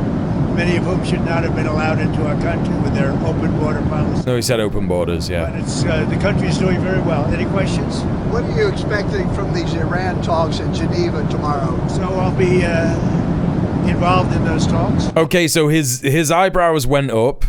We're looking at body language, chat. His eyebrows went up when he spoke, when Iran was mentioned. I think that this is stressing him out. Directly, and they'll be very important. We'll see what... He's doing a little bit of a 1,000-yard stare when he's talking about it. It's been typically, Iran's a very tough negotiator. They're good negotiators, or bad negotiators. I would say they're bad negotiators, because we could have had a deal instead of sending the B-2s in to knock out their... They're good negotiations, but they're also bad negotiators. They're tough, but they're weak. But they're strong, but they're weak. Nuclear potential, and we had to send the B-2s. I hope they're going to be more reasonable. They want to make a deal. I've been told that a deal is next to impossible. No, I think they want to make a deal. I don't think they want the consequences of not making a deal. They want to make a deal. Are you going to sit down with them? He's not looking confident, chat. I'm going to be fucking real. I don't think he is very confident about this. But I think that there are people around him who are saying, yes, this is a really good idea. I'm not saying that he's being pushed to do this or anything. I'm not saying that, like, Trump doesn't have control, blah, blah, blah, this, that, and the other. But I genuinely believe that Lindsey Graham is in his ear going, like, you got to get in there, you got to do a Maduro, you got to get in there. And I also think that Netanyahu is there going, like, we need to take out Iran. We need to take out Iran. I think that and Marco Rubio is just going like, yep, this is the right way. This is what we do. We're going to seize all the oil. We're going to do a regime change. We're going to have a glorious petrodollar. It's going to be so good. And I think that, like, he's also got military aides in his ear going like, yeah, Iran are going to make things really difficult, bro. This is going to be the biggest test of our military in our entire history. And I think he is absorbing some of that, and he's going, Democrats this week on DHS funding, sir. I will, but, you know, we have to protect our law enforcement. They've done a great job. Thank you for the follow, by the way. We have Eric's in his ear saying, can I have another juice box? Yeah. Murders, 125 years, and that's despite a lot of people that shouldn't have been let into our country coming into our country, criminals. Good night, Morgana. Thanks for hanging out. We've taken out tens of thousands of people, brought them back to their countries. Many of the criminals that were brought in, allowed to come in, have been removed. So, you know, we're okay. But to have the best crime numbers, which aren't made by me, these are made by people that do that. Many left-leaning. God, he's just so funny. We have the best murder numbers. Horrible thing to say, but we have the best murder numbers since 1900. That's before my father was born. 125 years, think of it. The best crime numbers since 1900 having to do with murder, and really good crime numbers, the best in years. Are there any demands that Democrats are making that you're okay with? Well, I don't like some of the things they're asking for. We're going to protect law enforcement. We're going to protect ICE. You know, they're part of the whole system that is working. In Washington, D.C. now is considered a very safe city. When I took over, it was a city that we were losing 2-3 people a week. Over 100 people a year were being murdered in Washington. Now it's considered a... Becca Rose Renegade, hello, welcome in. I'm hearing burger numbers. Yeah, he's just thinking about burger numbers, yeah. And I did it over a fairly short period of time, too. The best murder numbers. Recent news reports have discussed the widespread belief that Kristi Noem and Corey Lewandowski are in a personal relationship. The Koramashar reaches a speed that exceeds that of the conventional Aegis missile defense system. Whoever's leaning on him doesn't know what they're talking about either. Yeah, it's I don't think it's gonna go well. I think it's gonna be bad. Nothing bad can happen. Only good happen. It can only good happen. Recent news reports have discussed the possibility that Kristi Noem and Corey Lewandowski are in a close personal relationship. Is that a bad look, and do you think she'll be in the job much longer? I don't know about that. I mean, I haven't heard that. I'll find out about it, but I have not. I'll find out about it. He's so funny. He's like, I don't know about that. Haven't heard about it. I'll find out about it, but I haven't heard about it. I don't know what you mean. Will you give your State of the Union speech if we're still in a shutdown? He does think it was the 80s 2 years ago. Yeah, he does. Well, I think I would. Wouldn't wouldn't bother me. I would give it. Yeah. Wait, was he talking about? Why? Will you give your State of the Union speech if we're still in a shutdown? Will you give your State of the Union speech if we're going to shut down? The Democrats are trying to. By the way, chat, if you're wondering what they're talking about, the Democrats are saying that they're going to shut down the government again, and it's just completely wet, useless tripe. It's not doing a goddamn thing. He doesn't give a flying fuck. So, are you gonna give your union speech? Next week? Well, I think I would. Yeah. Wouldn't bother me. It wouldn't bother me. It wouldn't bother me. Does he know what he's being asked? What's he on about? How are the negotiations going? With what? Which one? We have a lot of negotiations. No, with the government shutdown. This is a Democrat shutdown. This has nothing to do with Republicans. This is a Democrat shutdown. They're upset that the crime numbers are so good. They're very unhappy that the crime numbers are so good. Yeah, that's what it is, yeah. There's a movement for getting voter ID. They want voter ID. The population, 98%, want voter ID. They don't want voter ID because they want to cheat in elections. They also want other things. They don't want mail-in ballots. They want to end mail-in ballots, which is correct. Brother, you mail in your vote. You mail in every vote that you do. And one other thing that they're insisting on is proof of citizenship. And the Is he really talking about getting rid of mail-in ballots? Is that really a thing that Trump is talking about at the minute, chat? Because, like, that's like a large part of a Republican voter base that does that. He is talking about doing that. Hello, Baxapath. That's crazy. Is he stupider than he looks? Is he stupider than we think he is? Yeah, there's a lot of Florida men who are going to be pissed off that they have to go to the voting booth. What do you mean you're getting rid of mail-in voting? That's all your base. It's every granddad. What do you mean every granddad and grandma? Proof of citizenship, they don't want to give... Don't the military have mail-in voting when posted overseas? I imagine they do, yeah.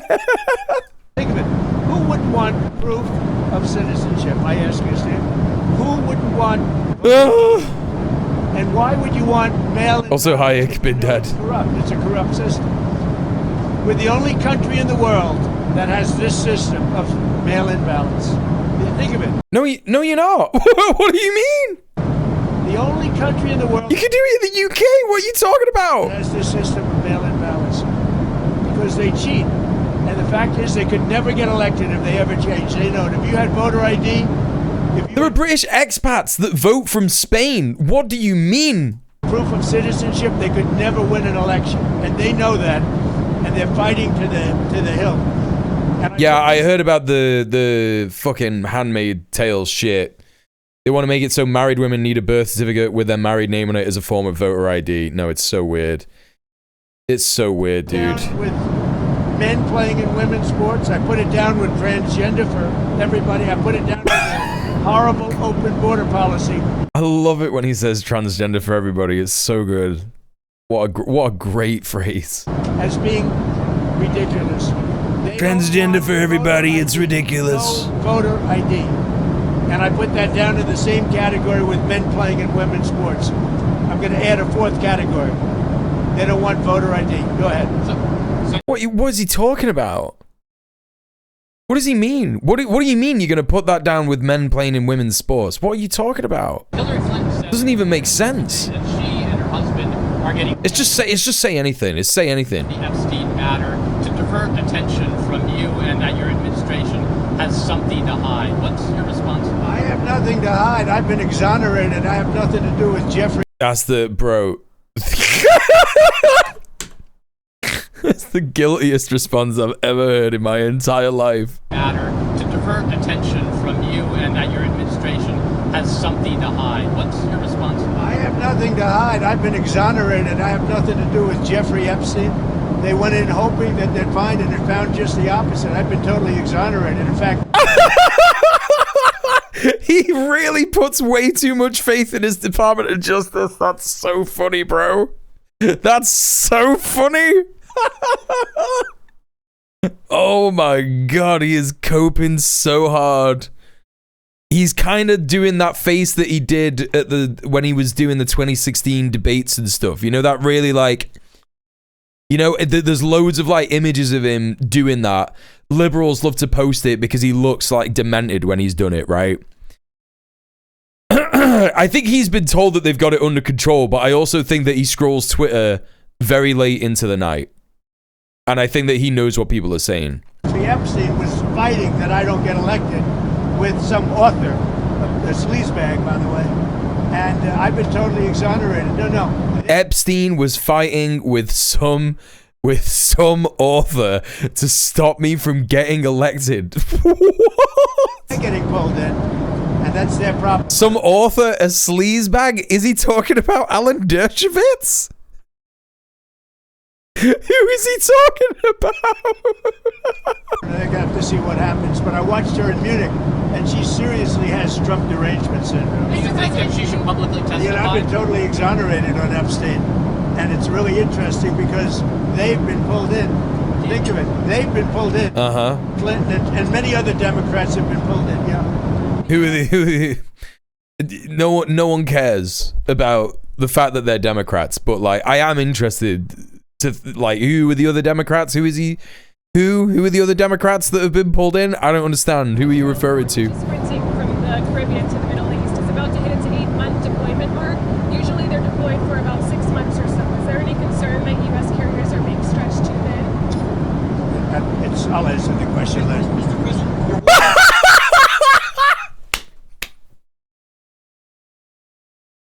I'll answer that question later, bro.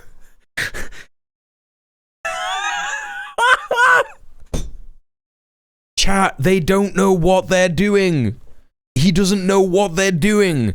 How does he not have an answer ready for that? This is all the sycophant press as well. These are all people who work for like fucking Newsmax and shit. That's crazy. They were like, don't you think that this is a bad idea, keeping these boats going for 8 months when they're supposed to, like, you know, come in for a bit of shore leave after 6? And he's like, I'll answer that later. What? Usually they're deployed for about 6 months or so. Is there any concern that U.S. carriers are being stretched too thin? I'll answer the question later. Mr. President, we're warning Cuba to make a deal. What does that deal look like? What do you want them to do? Cuba is right now a failed nation. They don't even have jet fuel to get for airplanes to take off. They're clogging up. Yeah, why is that, bro? We're talking to Cuba right now. Yeah, why is that, dude?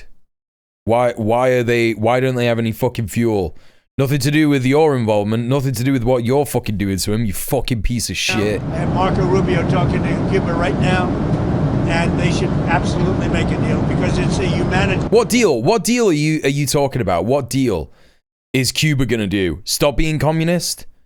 Is that what you're saying that they should do? Stop being communist? It's really a humanitarian threat. And we have a lot of great Cuban Americans, and they're going to be very happy when they're going to be able. That's what I mean, Crimson Tinted. Yeah, the framing of that 8-month question was softball all over the place. Like, it's crazy that he didn't answer that question. Relatives and do things that they should have been allowed to do for a long time. Hey, good night, Steph. I'm very interested. Thanks for being here. That are here that were treated so badly by Castro and the Cuban authorities. They have been treated horribly. So we'll see how it all. Castro, they were treated so badly by Castro.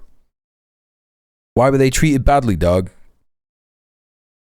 Why did Castro treat them badly, bro? Why is that? Why was that? What were they doing in Cuba that meant that Castro treated them badly? What was that about, bro? Castro and the Cuban authorities, they have been treated horribly. So we'll see how it all turns out. But Cuba and us, we are talking. No, you're not. No, they're not. There's an embargo. There's no oil. There's no money. There's no anything. If a deal isn't made, would you consider an operation like the one in Venezuela? I don't want to answer that. Why would I answer that? If I was, it wouldn't be a very tough operation, as you can figure. But I don't think that'll be necessary. Insane. Mr. President, Marco Rubio received really positive reviews in Munich. Is there very good reviews. Is there a scenario in which you would support him at the top of the ticket in 28? Something I don't have to worry about now. I've got 3 years to go. It's So it's something I don't have to merge. JD's fantastic and Marco's, they're both fantastic. I think really, and I think Marco did a great job in Munich. President Xi, in your talk with him recently, it warned about sending more weapons to Taiwan. What was your response to him? Are you going to send more weapons to Taiwan? I have a response. I'm talking to him about it. We had a good conversation, and we'll make a determination pretty soon. Tell us about your trip to... Is he really gonna try? Is he really gonna fucking try some shit with China? He cannot be trying to do shit with China. That would be so silly, bro. If we're talking about Iran and Iran's capability, if he is trying, you know, obviously when I say is he trying some shit with China, what I mean is he trying to get Taiwan to have a proxy war with China? Imagine if China was sending arms to California only in my wildest dreams, Skidada. Hello, welcome in. This admin is letting every warhawk have a say, yeah, no matter how stupid it is. We are talking about how Iran could fucking cumster and dumpster the American fleet in the Arabian Sea. And not just that, but they could also probably destroy the Zionist entity overnight, right? And my man is like, yeah, man, let's get Taiwan to do a proxy war with China. I'm 80% sure China could just take Taiwan. They wouldn't, and the US couldn't do a single thing about it. No, that is correct. They would send, you know, we're talking about drone swarms before. They're gonna have like tiny drones, you know, like the drone swarms that we saw, like the Chinese military drones, the mini ones, Chinese military mini drone swarms. Like, bro, you're talking about like these fucking things.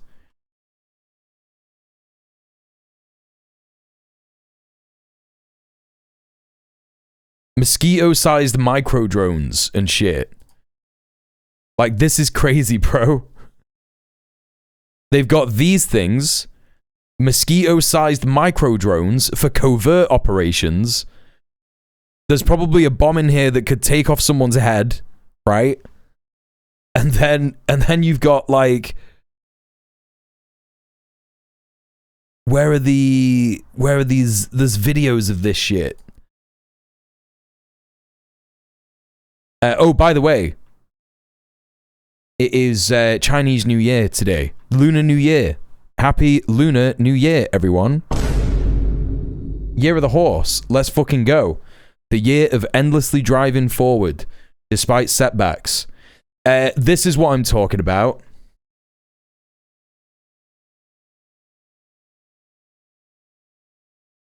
They got all them fucking little fellas.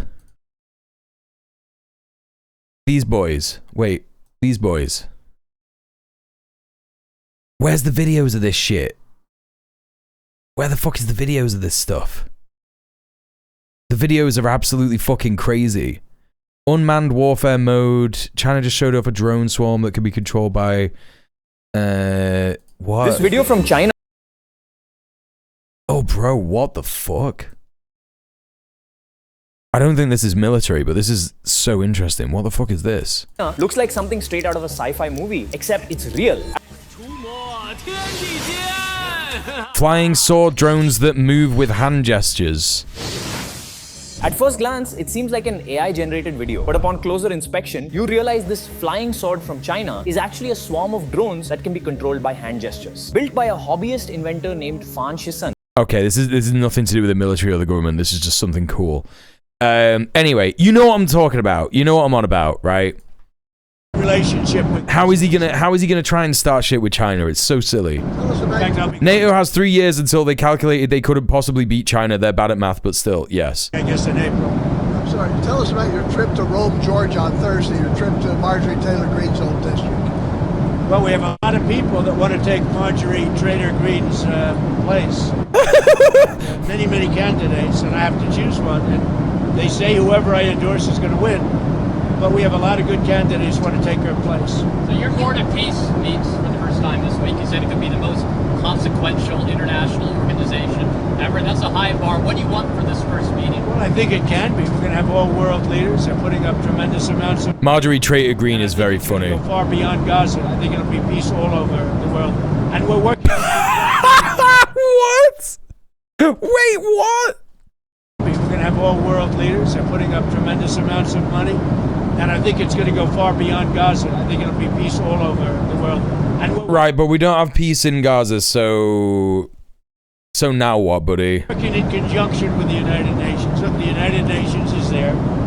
They haven't lived up to potential. The United Nations has great potential. They haven't lived up to the potential, but it's going to piss all over the world. Aid us a little bit. But we have the greatest leaders in the world joining the Board of Peace, and we'll be doing it in conjunction with, in some cases, the United Nations, and see if we can get the United Nations to get on the ball. You've been a kingmaker in a lot of Republican primaries. A lot of people... Including foreign nations. I was very honored to see that a very wonderful prime minister in Japan won by a landslide. I think she was going to win, but she won by just about the biggest vote ever in Japan. Right, not true. And now she's having to do a confidence vote to make sure that she still has support. And she attributed my endorsement for that, and that's very good because we have a great relationship with her and Japan. A lot of Republicans in D.C. are asking you to endorse John Cornyn, but you haven't yet. Is there a chance you would endorse Paxton, and why haven't you endorsed Cornyn? I just haven't made a decision on that race yet. It's got a ways to go, and I haven't. He's a good man. John is a good... I like all three of them, actually. I like all three. Those are the toughest races. They've all supported me. They're all good, and you're supposed to pick one. So we'll see what happens, but I support all three. Are you going to get involved in the rift between UAE and Saudi Arabia? No, I'm not. I would be. What do you think of that? I would be. Well, I can settle it very easily. But they have they do indeed have a rift, and we can get it settled very easily. I settle wars. I settle a lot of rifts between countries. No, you don't. Noticing, right? That's an easy one to settle. On Venezuela, Nancy Rodriguez last week said that Nicolas Maduro is still a legitimate president and is innocent. I know you said the relationship is a 10, but I'm curious what's your thoughts on that? I think we have a great relationship. I think she probably has to say that. I think politically maybe she has to say that. But the relationship with Venezuela, she's doing a very good job. And I fully understand that statement. You're going to have Ukraine talks tomorrow as well in Geneva with Witkoff and Jared Kushner. What are you expecting there? Is there Well, they're big talks. It's going to be very easy. I mean, look, so far, Ukraine better come to the table fast. That's all I'm telling you. I think that might be the only true thing that he said. This might be the only true thing that he has said. It is so bizarre. So completely fucking bizarre. In a position, we want them to come. And by the way, I watched AOC answering questions in Munich. This was not a good look for the United States. I watched Gavin Newsom answering questions in Munich, and this was a bad look for our country. These two people are incompetent. And at least Hillary's competent. She's just Trump deranged. She was So AOCIA and Gavin Newsom had this anti-interventionist stance that was all about instead going back to increasing soft power, funding US aid, shit like that, refunding US aid, building this soft power all around the world, liberal bullshit, right? It wasn't even remotely close to a non-imperialist stance. It was not close to that. But it is so fucking funny that he's sat there saying at least Hillary's competent. She's Trump deranged, but she's competent because Hillary Clinton is a war hawk. She's saying, yeah, we need to do regime change in Iran. We need to fucking destroy Hamas, Hezbollah. We need to destroy the Houthis. We need to destroy China. We need to destroy Russia. Any opposition to the United States is ridiculous. We should murder them all, right? That's what Hillary Clinton was saying at Munich. And fucking Trump is like, well, at least she's competent. And Gavin Newsom and AOCIA were just like, yeah, sweet. Maybe we shouldn't do the things that Trump is doing, but we should try and do the stuff that we were doing when Biden was in charge, you know? It's just so crazy that he's like, yeah, that means that they're incompetent. They're incompetent. They're not Trump deranged, but they are incompetent. She is an angry woman, but I watched the other two speaking and answering basic questions. Look, Gavin has destroyed California, and AOC, I never heard her speak very much, and they started answering questions. She had no idea what was happening. She had no idea how to answer, very important questions concerning the world. But she can't answer questions concerning New York City either, because New York City is got some problems. Now that Gaza what? Israel lift its ban on foreign journalists being allowed into Gaza. He's dying to call all women hysterical. I mean, he probably just would. I don't think that anything would. I don't think at this point anything would stop him from doing that. I think he's essentially just doing that anyway, you know? I think you're going to see everything opening up. Gaza, look, we have peace in the Middle East. Now, you have some flames here and there, but we essentially have peace in the Middle East, and that happened primarily when we did the B-2 attack. We don't. Syria is attacking Rojava. We've got fucking Saudi Arabia trying to do a fucking genocide in Yemen. We've got the UAE causing the RSF to attack various different fucking Sudanese cities, townships, murdering fucking hundreds of thousands of people. The genocide in Sudan is like completely fucking insane, totally preventable using imperialist relations and diplomacy. You could end it tomorrow if you wanted. What else is going on? You've got Israel constantly bombing Lebanon. You've got Israel constantly bombing the Gaza Strip. You've got Israel stealing homes in the West Bank. You've got fucking, Kurdish insurrectionists in Iraq and shit like that. You've got all this shit is happening. You've got Baluch rebels in Iran, on the border of Iran and Pakistan. It's just so far from the truth. So completely far from the truth. On the potential nuclear power, they would have had a nuclear weapon within 1 month. If that happened, it would be a whole different deal. Okay, thank you very much, everybody. What if Iran just said it has a nuclear weapon? What if tomorrow Khamenei said, "Great announcement, everyone, we've finally developed a nuclear weapon"? How would that change things? If he was just bluffing. Because a lot of people are saying that is what Israel is doing. A lot of people are saying that Israel couldn't successfully, what you've got to remember is that Israel has never tested its nuclear weapons, right? And what a lot of people seem to hypothesize, is that Israel stole the plans for nuclear weapons using Robert Maxwell, and various other spies and shit like that. But it was all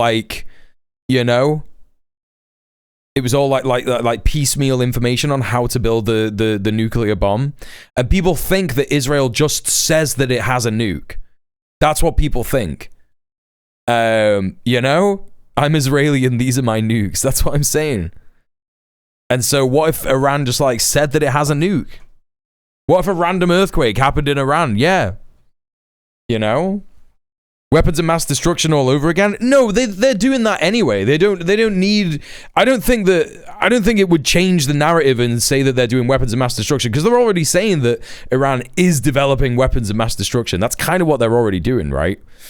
And also, I don't think Saddam Hussein ever said that he had a nuke or something of that description, It's just something that they started saying. Is that a down payment, or are you expecting more? We want to help people. That's peanuts compared to the kind of money that has been spent. Then they worked together with apartheid South Africa to develop nukes. It could be true. I don't know. Maybe. That could be the part of it that I've missed. Bush. I'm pretty sure that I've heard that before. Obama, by all these people, by Biden. I mean, the money he's spent. Thanks for the follow. That's such a small amount of money by comparison. but we want to make it successful. I think it has the chance to be the most consequential board ever assembled. Hey, Dr. Maggot. I think they may have done a test in the ocean to the southwest of South Africa. Israel tests nuke. The 1979 Valar incident is widely suspected to have been an Israeli nuclear test in collaboration with South Africa. Interesting. Let's have a look.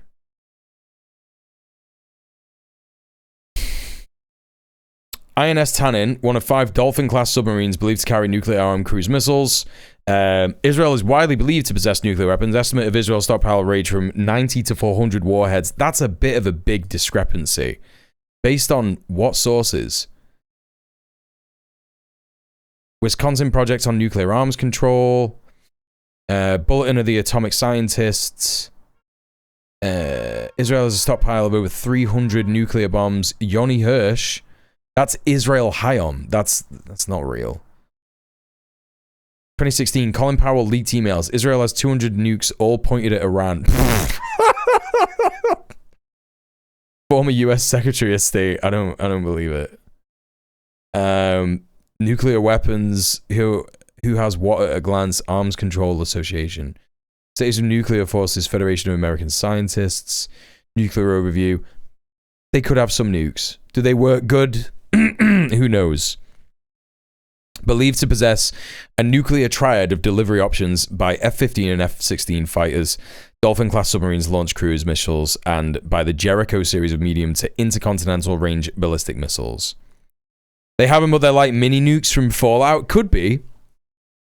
Israel maintains a policy of deliberate ambiguity, neither formally denying or admitting to have nuclear weapons. Yeah, that's so good, dude. That's so good. Israel's not signed the treaty on the non-proliferation of nuclear weapons. Development history. Wait. Dimona. The French was a nuclear reactor. It's just not without precedent. It's about... Okay. Hello, my old chum. Thank you for the follow. They do use missiles with depleted uranium, yeah. More likely than not in my book, it was actually Israel's nuke or whatever it's achieve a question. Seems undeniable that something happened that registered as a nuclear test. I feel like they just would have nuked Iran already. If they had nukes. I feel like they just would have done that. Like, they're insane like that, you know what I mean? So they either have nukes that they aren't certain wouldn't be intercepted, or they have nukes that they know don't work, and probably don't work that well. I don't know. Hard to know. Hard to fucking know. Hello, Celestial67 Rose Emoji. Welcome in. Yeah, Israel's been threatening to use nukes for over 50 years. Could all be posturing to keep countries afraid of nuclear war. Yeah, that's, you know, this is the thing. They nuke Iran, the entire area ends up as glass. Yeah. Hey, L. Ron Hubward, how's it going? Okay, I don't know. Anyway, whatever. Seems like posturing to me, but could be wrong. Great. We had a great time. And Ron and a couple of other people. 2 great coaches, as you know. Who the fuck is he talking about now? What are you on about? I would say certainly in college football. And he's talking about the Super Bowl. Thank you very much. Oh no, he's played golf with someone. I didn't get to play today because I'm working on other things, very important things, much more important than golf. Thank you very much. Melania for Valentine's, Mr. President? Goodbye, everybody. Melania's goodbye, everybody. Star on the plane. Did you have any Valentine's Day? Wait, hang on a minute. He was gonna walk away, and then someone asked him about the Melania movie. Oh, thank you very much. Melania for Valentine's, Mr. President? She's on the plane. Melania's on the plane. We have a movie star on the plane. Did you have any Valentine's Day plans with her? Did I what? Did you do anything for Valentine's with her? Did you give her flowers? I better not tell you that. Goodbye, everybody. That's the toughest question. No, she's very, I'm proud of the fact, you know, our movie's so successful. It's a tremendous hit. Did he just swerve a question about whether he bought Melania flowers for Valentine's Day? That's so weird, dude. That's so weird. And She does a good job. She does a very consequential work. I think you're going to see in the end that she's going to go down as one of the truly great first ladies when you see what she's doing with Russia, Ukraine, and so many of the other. What is she doing with Russia and Ukraine? What is she doing? Is Westmore invited to the White House this week, Mr. President? Just so you understand, the governors were all, other than two. One was from Colorado, where he's got a 73-year-old woman who's probably got serious cancer, confined, and for some time in solitary confinement because she pointed out the voter theft that was taking place. In other words, she pointed it out. They arrested her and they gave her a 9-year sentence. And he better let her go because it's a disgrace. And the other guy's just a bad governor. He's not doing a good job. Wes Moore, he's doing a terrible job. And you can see that. Well, I didn't invite those two. If the rest of them don't want to show up, that's okay. I hear they're coming, a lot of them. The White House is a great place to be. But Great place to be. It's a great place to be. Hello, Arvional. The issue with intercepting is decoys and quantity. My understanding is, yes, we could do it, but it's not a guaranteed success. Yes, we can do it. But I was talking about...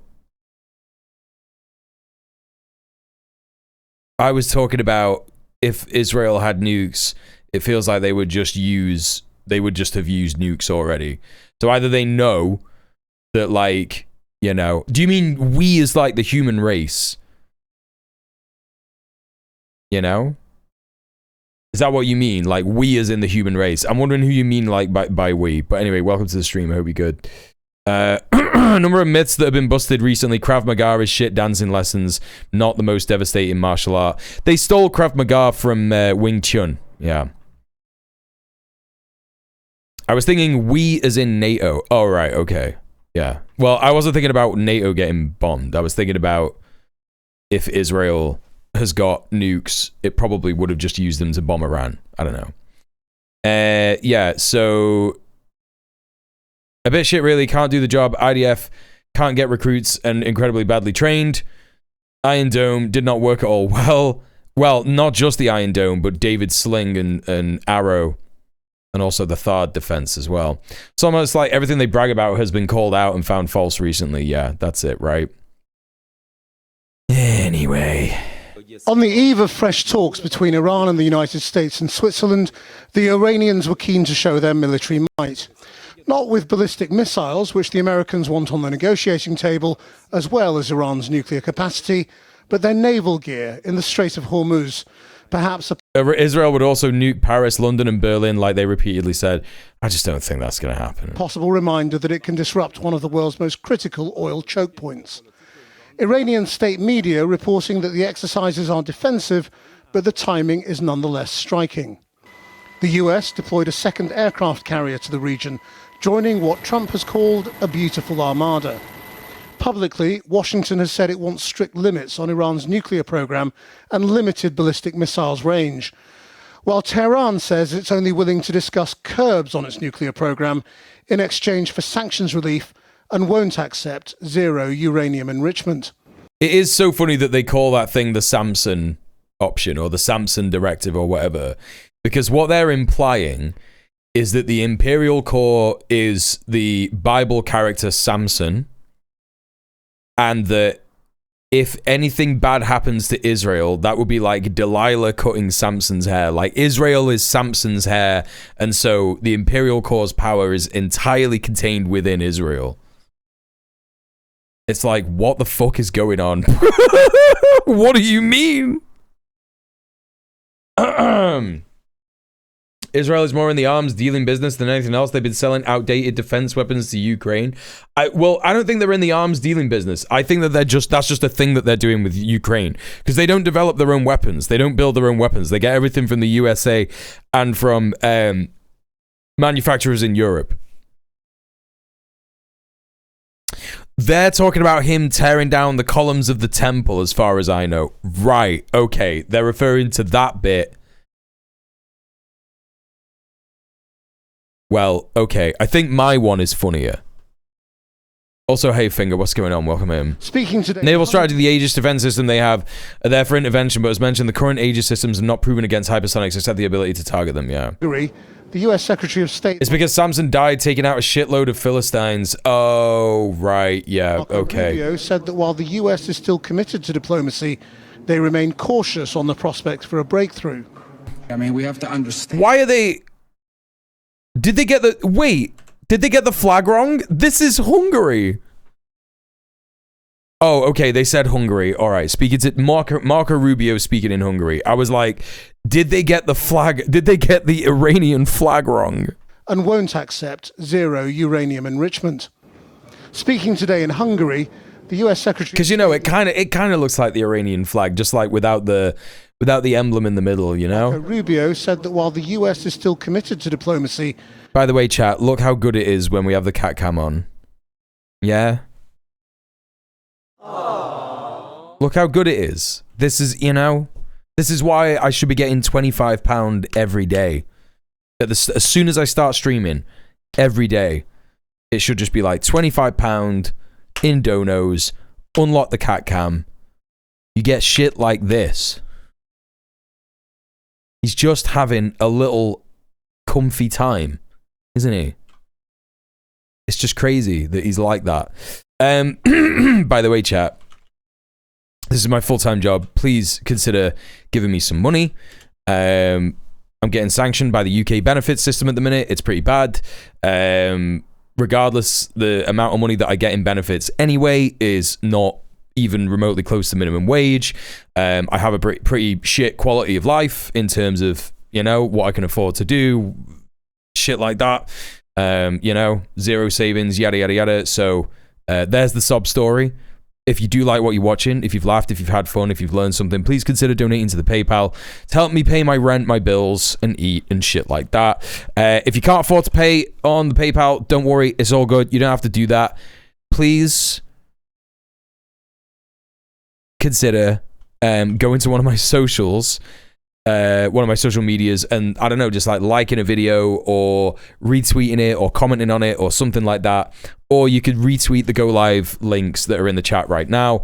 Repost, retweet, comment on them. Wow, this is a great stream, yada, yada, yada. And encourage other people to join the stream. The community. On another topic, I bear important news regarding your accent challenge to Rob Rousseau. Yes, you can have link permission. Dr. Maggot. I had a look at some of the clips that people made of me saying that to Rob yesterday after stream. It was pretty funny. Okay.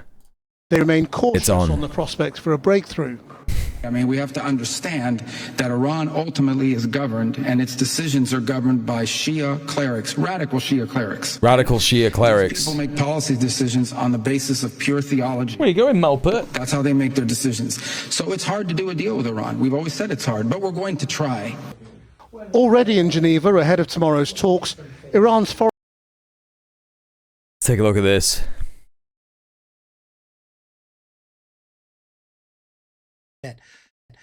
But I don't agree, though, with his comments about my accent, that I do my British accent, and I can do a pitch perfect djmuel accent. And we've got a number of other British friends on this website from the so-called land of Britain. And they sound like this, innit? Hello. That's what djmuel sounds like. It's a pitch perfect impression. Hello, I'm djmuel, innit? He's right. Go play some tiddlywinks and go to the plonka bonka boobly boo.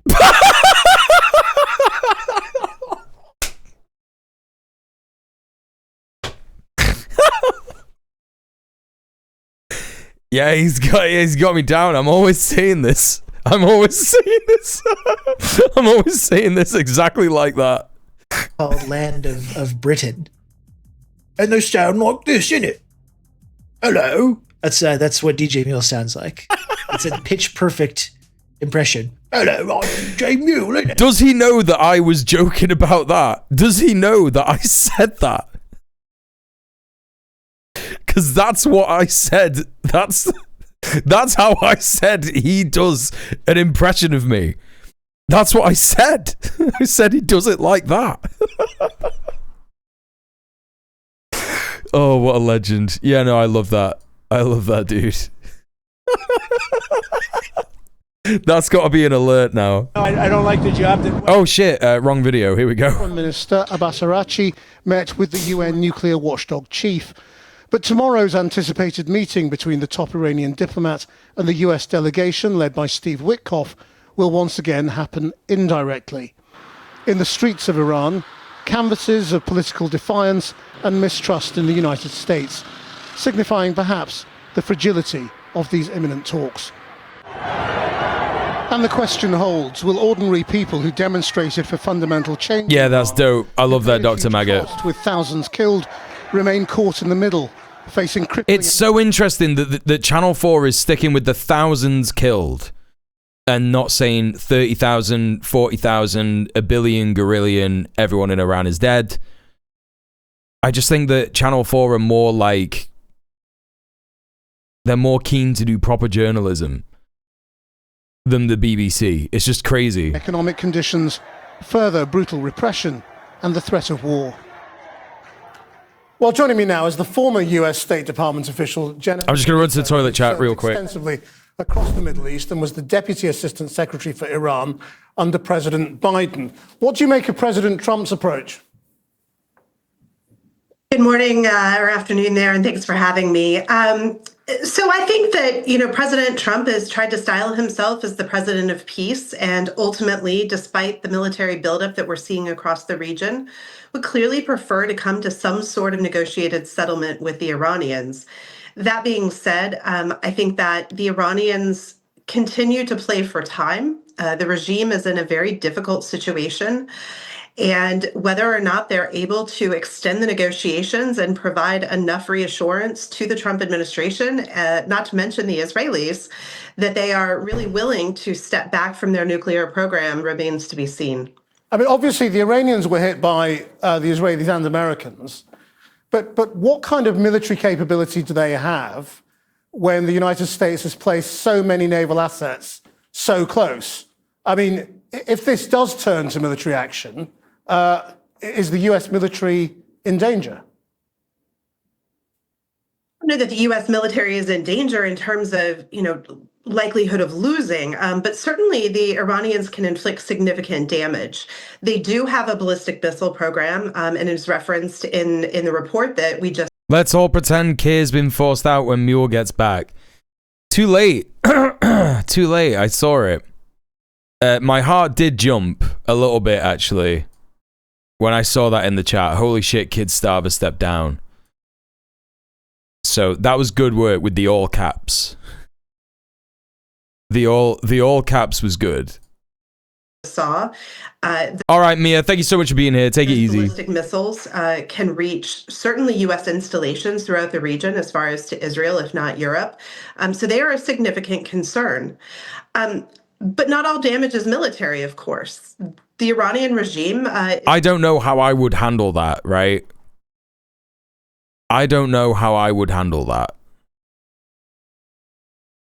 If Keir Starmer stepped down, like, at this moment, I'm pretty low energy. You know what I mean? I'm pretty fucking low energy right now. I've been streaming for like 4 hours. I started late. I done a bunch of stuff today. I think I would have just been like, oh, that's great. is clearly doing an exercise in the Strait of Hormuz to demonstrate its ability to... A celebratory cup of tea, maybe, yeah. And specifically disrupt global oil trade, 20% of which passes through that very narrow 2-mile wide shipping lane. And so, I think that certainly the U.S. administration, but also, again, the Israelis who are, in close consultation with us, are thinking about the indirect damage that Iran may be able to inflict as well. But do you think a deal is really possible? And if so, what does that mean for the thousands of people who were killed recently in protests around Iran and the promise of Donald Trump? Okay, Krishna and Gurumurthy, that's a stupid fucking question. What does that mean to the dead people? I don't know, man. Let me just commune. Right?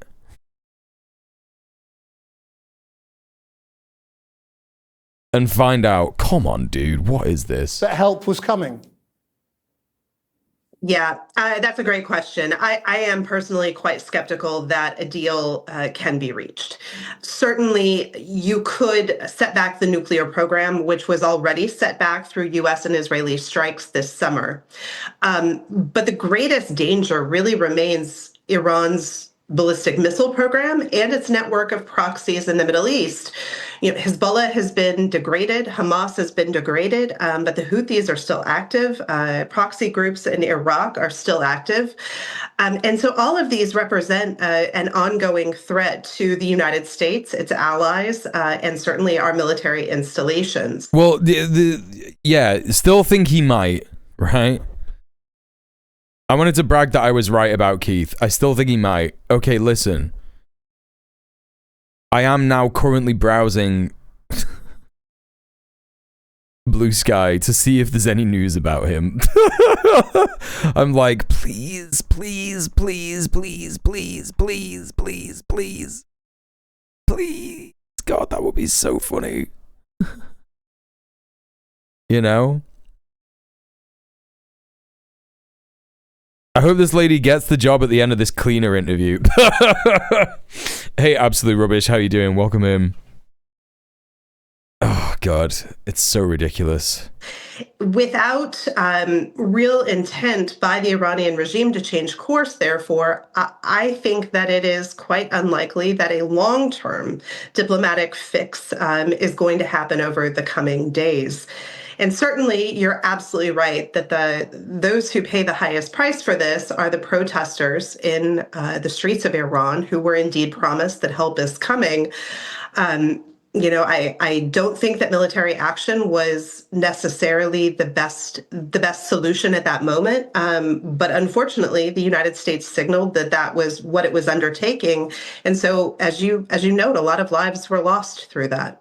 Right, but what could military action, or the kind of military action that Trump is talking about, which is missiles, not an invasion, actually achieve?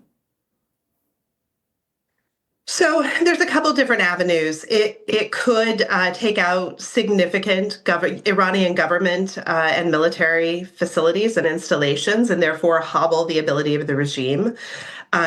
What the fuck is this?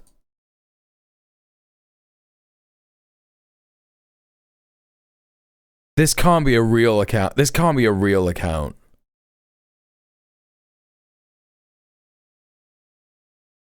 This guy's at the White House. No, I think this is a fake account. I don't think this is real. Pizza Trump, formerly known as Clinton Pizza, in Jerusalem, Israel. Make pizza great again. Is that what it looks like? You know what I really like? I like a pizza that's got so many... I'm Israeli and this is my pizza, right? I like a pizza that is so full to the brim with toppings that, like, it just isn't a pizza anymore. That's what I like. I like it when you can't taste the base, you can't taste the cheese. It's all just topping. I call shenanigans. It's a nationwide chain. I mean, it kind of doesn't look like. It kind of doesn't look like AI. A spoon job of a pizza if I ever saw one. Trump make pizza great again. That's so weird, dude. That can't be real. That can't be fucking real. It could, as many are urging President Trump to do. Deep fried pizza is different. To take out the... I don't know if that was carrots. It kind of looked like it was bell peppers. It kind of looked like, you know? Forcing a leadership change. And that is, I would note, a dangerous undertaking, given that the Revolutionary Guard would be the probable beneficiary of that.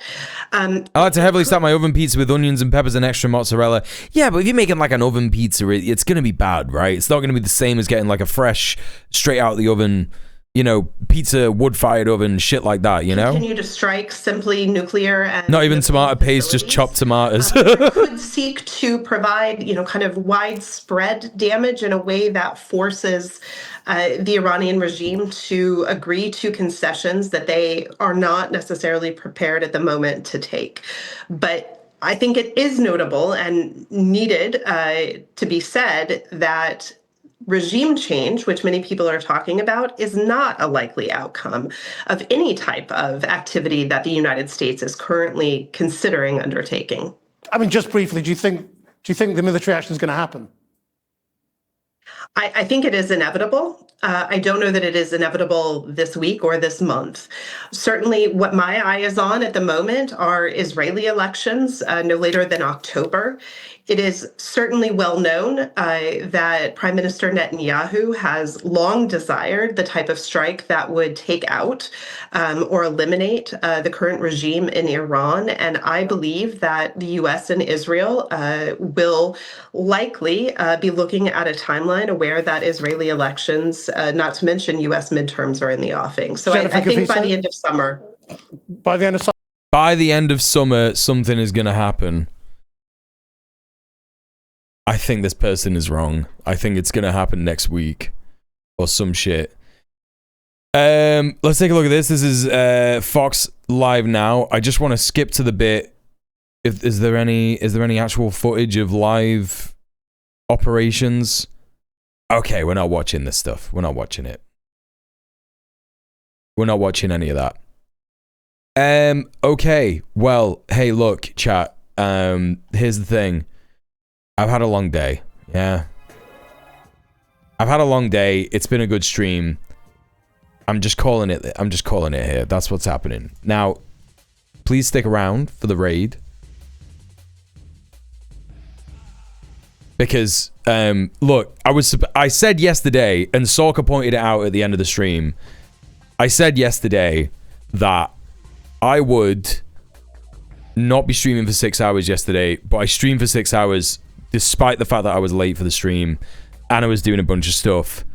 So, today, I'm going to be not doing that, right? I'm not going to be doing that. We're doing a 4-hour stream. It's done. It was good.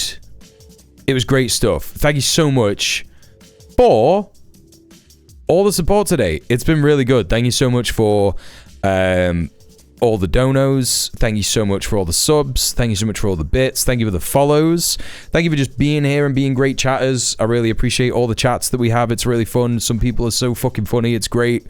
I love a bit of chat. Don't forget, chat. Tomorrow night in the Discord, after the stream, we are doing movie night. We're going to be watching Melania. The Melania movie.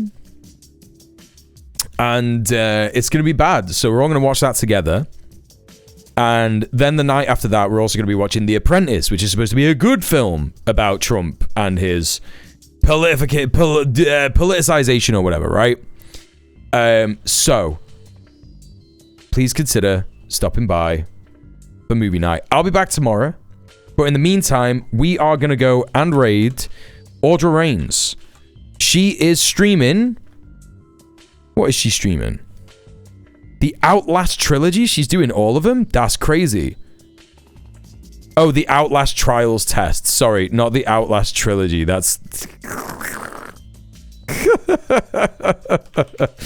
okay. Copy paste the raid message. Don't forget to check out my socials. Don't forget to check out both my YouTube channels. Don't forget to check out the VOD channel if you missed yesterday's stream. Thank you for being a lurker, if you've been lurking in the stream. And thank you so much for watching the VOD. If you've been watching on the VOD channel, please leave me a like, comment, and a subscribe. I always enjoy looking at people's VOD comments. I'll see you next time. Stay excellent to each other. Good night. Peace. Mwah.